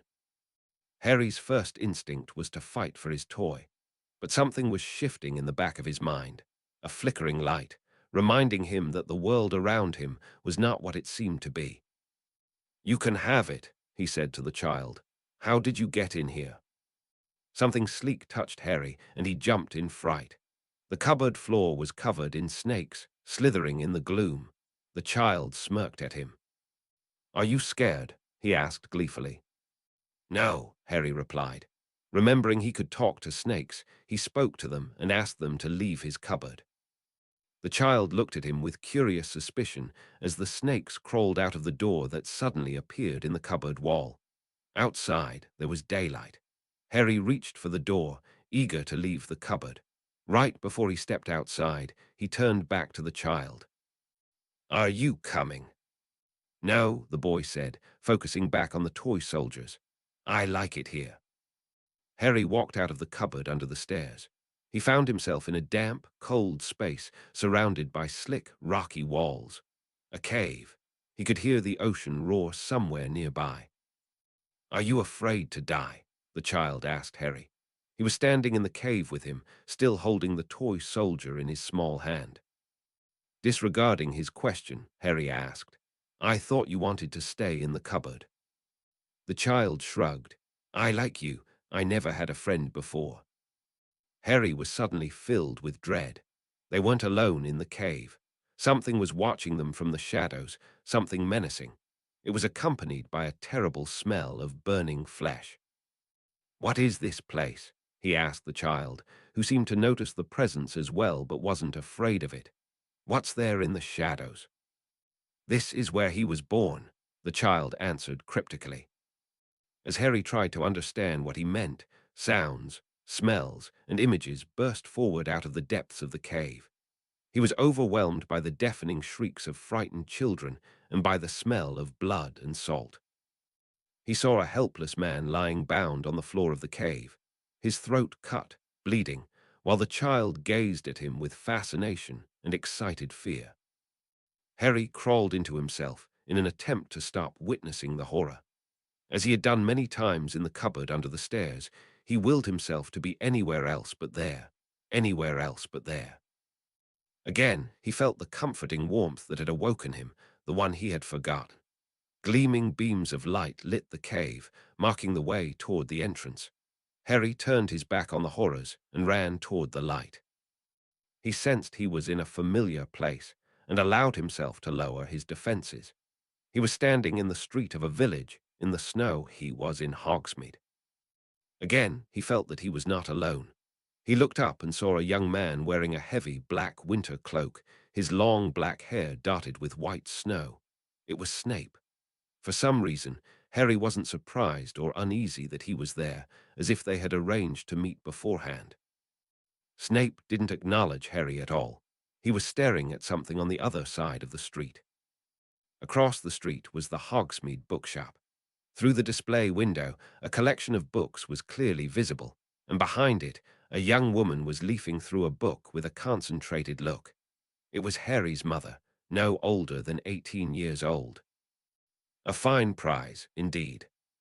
Snape jumped at the silky voice. Harry was not surprised. He knew it would come before he heard it, as if it were a line in a movie he knew by heart. My lord," Snape muttered, looking around nervously. "You shouldn't be out in the open." "The Dark Lord does not cower before his enemies," the voice said, and Harry realized that he was the one who was speaking. And when he desires something, anything, he takes it. Snape shifted uneasily and glanced at Lily again. "It's not that simple." "Simple? No, nothing is ever simple," the voice replied impatiently. "The sooner you learn this, the better." A man appeared through the display window. He surprised Lily with an embrace, making her giggle. Snape scowled. Harry watched. "You have made yourself a formidable enemy, young Severus," the voice said. "The Potters are known for their stubbornness and resourcefulness. I have tried to turn them to my cause many times with no success. Inside the bookshop, James rested his chin on Lily's shoulder as she continued to browse through the book, his arms wrapped around her. Looking at his parents, young and in love, filled Harry with an immense sense of warmth and serenity, as if this were an indication that everything was right in the world. But from that feeling of bliss, something dark and bitter emerged, an emotion that was not his at all, but it overwhelmed him to the point that he felt he was going to drown in it. "Severus," the voice said, "when you pledged your allegiance to me, I made you a promise to give you power beyond your wildest imagination and to crush your enemies as if they were my own. It is time I start making good on my promise." Snape looked at him with genuine confusion. "My lord." Harry walked toward the bookshop. He heard Snape calling him to wait, but his voice was drowned in the roar of rage and hate in his head. He entered the bookshop and walked up to the young couple. Can we help you, mate?" James Potter asked him when he approached them. There was no answer from the voice. Harry looked at Lily, who looked back at him uneasily. There was fear in her eyes, and it tugged at something inside of him. "James, let's go," she started to say, moving away as if he were some vile creature. His rage erupted. His wand was in his hand. The words of death were on his lips. A rushing sound filled the shop, but the curse was deflected from its target and hit the top of a nearby bookshelf, making it explode and crash. The shop filled with screams of panic. Harry looked at his intended victims with rage. When he realized that Lily had deflected his curse, her face pale and set in determination, his rage only grew. Potter was already mounting a counterattack. The element of surprise was lost. Harry felt himself being swept away by the growing tidal wave of rage, which pulled him forcefully away from the bookshop where his young parents were standing their ground against their attacker. He wanted to stay, to call out to them, to have them see that he was trapped, but he was pulled under and they disappeared. Under the black waves of unrest, he lost track of himself. Memories and feelings were being torn apart and sewn back together, beginning to end to beginning, in a chaotic mess that made no sense. He fought to anchor himself, to find some logic, something familiar that would connect him to the life he used to know. In the eye of the storm, that same warm light that was his mother burned, and he swam against the current to reach it. When he surfaced again, he still wasn't himself. He knew exactly where he was. The large stone hall, the ancient tapestries, the huge banner with the symbol of the stag. He was at the old Potter home. The battle was at its peak. The Death Eaters were dueling two wizards who were standing on the stairs, the only two remaining Potters, father and son. Feelings of sour envy and disdain washed over him at the sight. Father and son, defending their ancestral home side by side. They must think themselves heroes, but they were nothing but insignificant insects, and it was his duty to crush them and remind them of their place. But before he could raise his wand in their direction, they were focused entirely on the battle and hadn't noticed his presence. A notion came to him. Why did they choose this spot to make their stand? Why not lure the Death Eaters into the halls and corridors to gain an advantage? It was clear. They were protecting something or someone on the second floor. With an air of triumph, he apparated and appeared at the top of the stairs, behind the Potters' backs. The roar of the fight drowned out the sound of the apparition. He gripped his wand and went onto the second floor. Once he was in the hall, it was clear exactly what the Potters were protecting. A piercing scream of pain came from one of the rooms. He approached the door silently, ready to strike. A sharp cry tore through the air. He froze before the door. It was the cry of a newborn baby. He had never heard the sound before, but he knew instantly what it was, a new life, emerging from the nothingness of death. He stepped back from the door, gripped by fear. He had sworn years ago that he would never feel fear, that he would overcome any threat, that he would live forever. Yet now he was cowering before this new life. He thought about the prophecy he had heard not long before, the one with the power to vanquish the Dark Lord approaches. Born to those who have thrice defied him, born as the seventh month dies. Harry was thrown into a dark pit of fear with a force that detached him from the vision he was witnessing. He had a vague understanding that he had just witnessed himself being born, but in the strange and unnatural space he was in, it didn't occur to him how mind-boggling that was. He was so tired. He wanted nothing more than to drift into the dark nothingness and forget himself completely so he wouldn't need to witness Voldemort's memories and thoughts. But something wouldn't let him. It was like a thin rope of light that was tied around him, pulling him back each time he drifted toward the abyss. He decided to stop fighting it and let it pull him away from the darkness. He appeared in the graveyard on the night of Voldemort's return. He was relieved to know that he was completely himself, not seeing the world through Voldemort's twisted mind. Like on the day of his last occlumency lesson with his mother, he was watching the scene from the sidelines, Voldemort being reborn into his twisted, snake-like form, and himself watching it unfold in terror as he was tied to the tombstone, appearing so small and helpless. He had a clear realization that that night was extremely pivotal. He didn't know exactly how yet, but he knew that now, watching it from the side without feeling the terror of the memories and nightmares. He realized it was key. To what, he wasn't exactly sure, but he knew that if he were able to hold on to it, it would come to him and everything would become clear. A door appeared in the center of the graveyard, just like in the vision in the last occlumency lesson.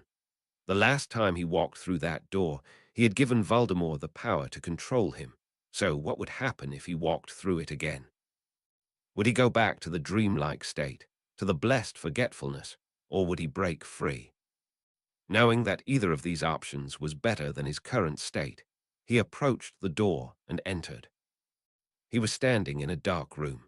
Strangely, the room looked a lot like his dormitory in Gryffindor Tower, and that gave him a strong sense that he was safe. In the center of the room was a large mirror. It was the same mirror that he had found in Grimmauld Place over Christmas. He walked up to it. It didn't show his reflection, but rather something that was happening far away. He was seeing through Voldemort's eyes, into reality. He was witnessing the world through his eyes, all of his actions, and all of his crimes. "Why did you run away from me?" a high voice asked in an insulted tone. It was the child again, standing in the doorway.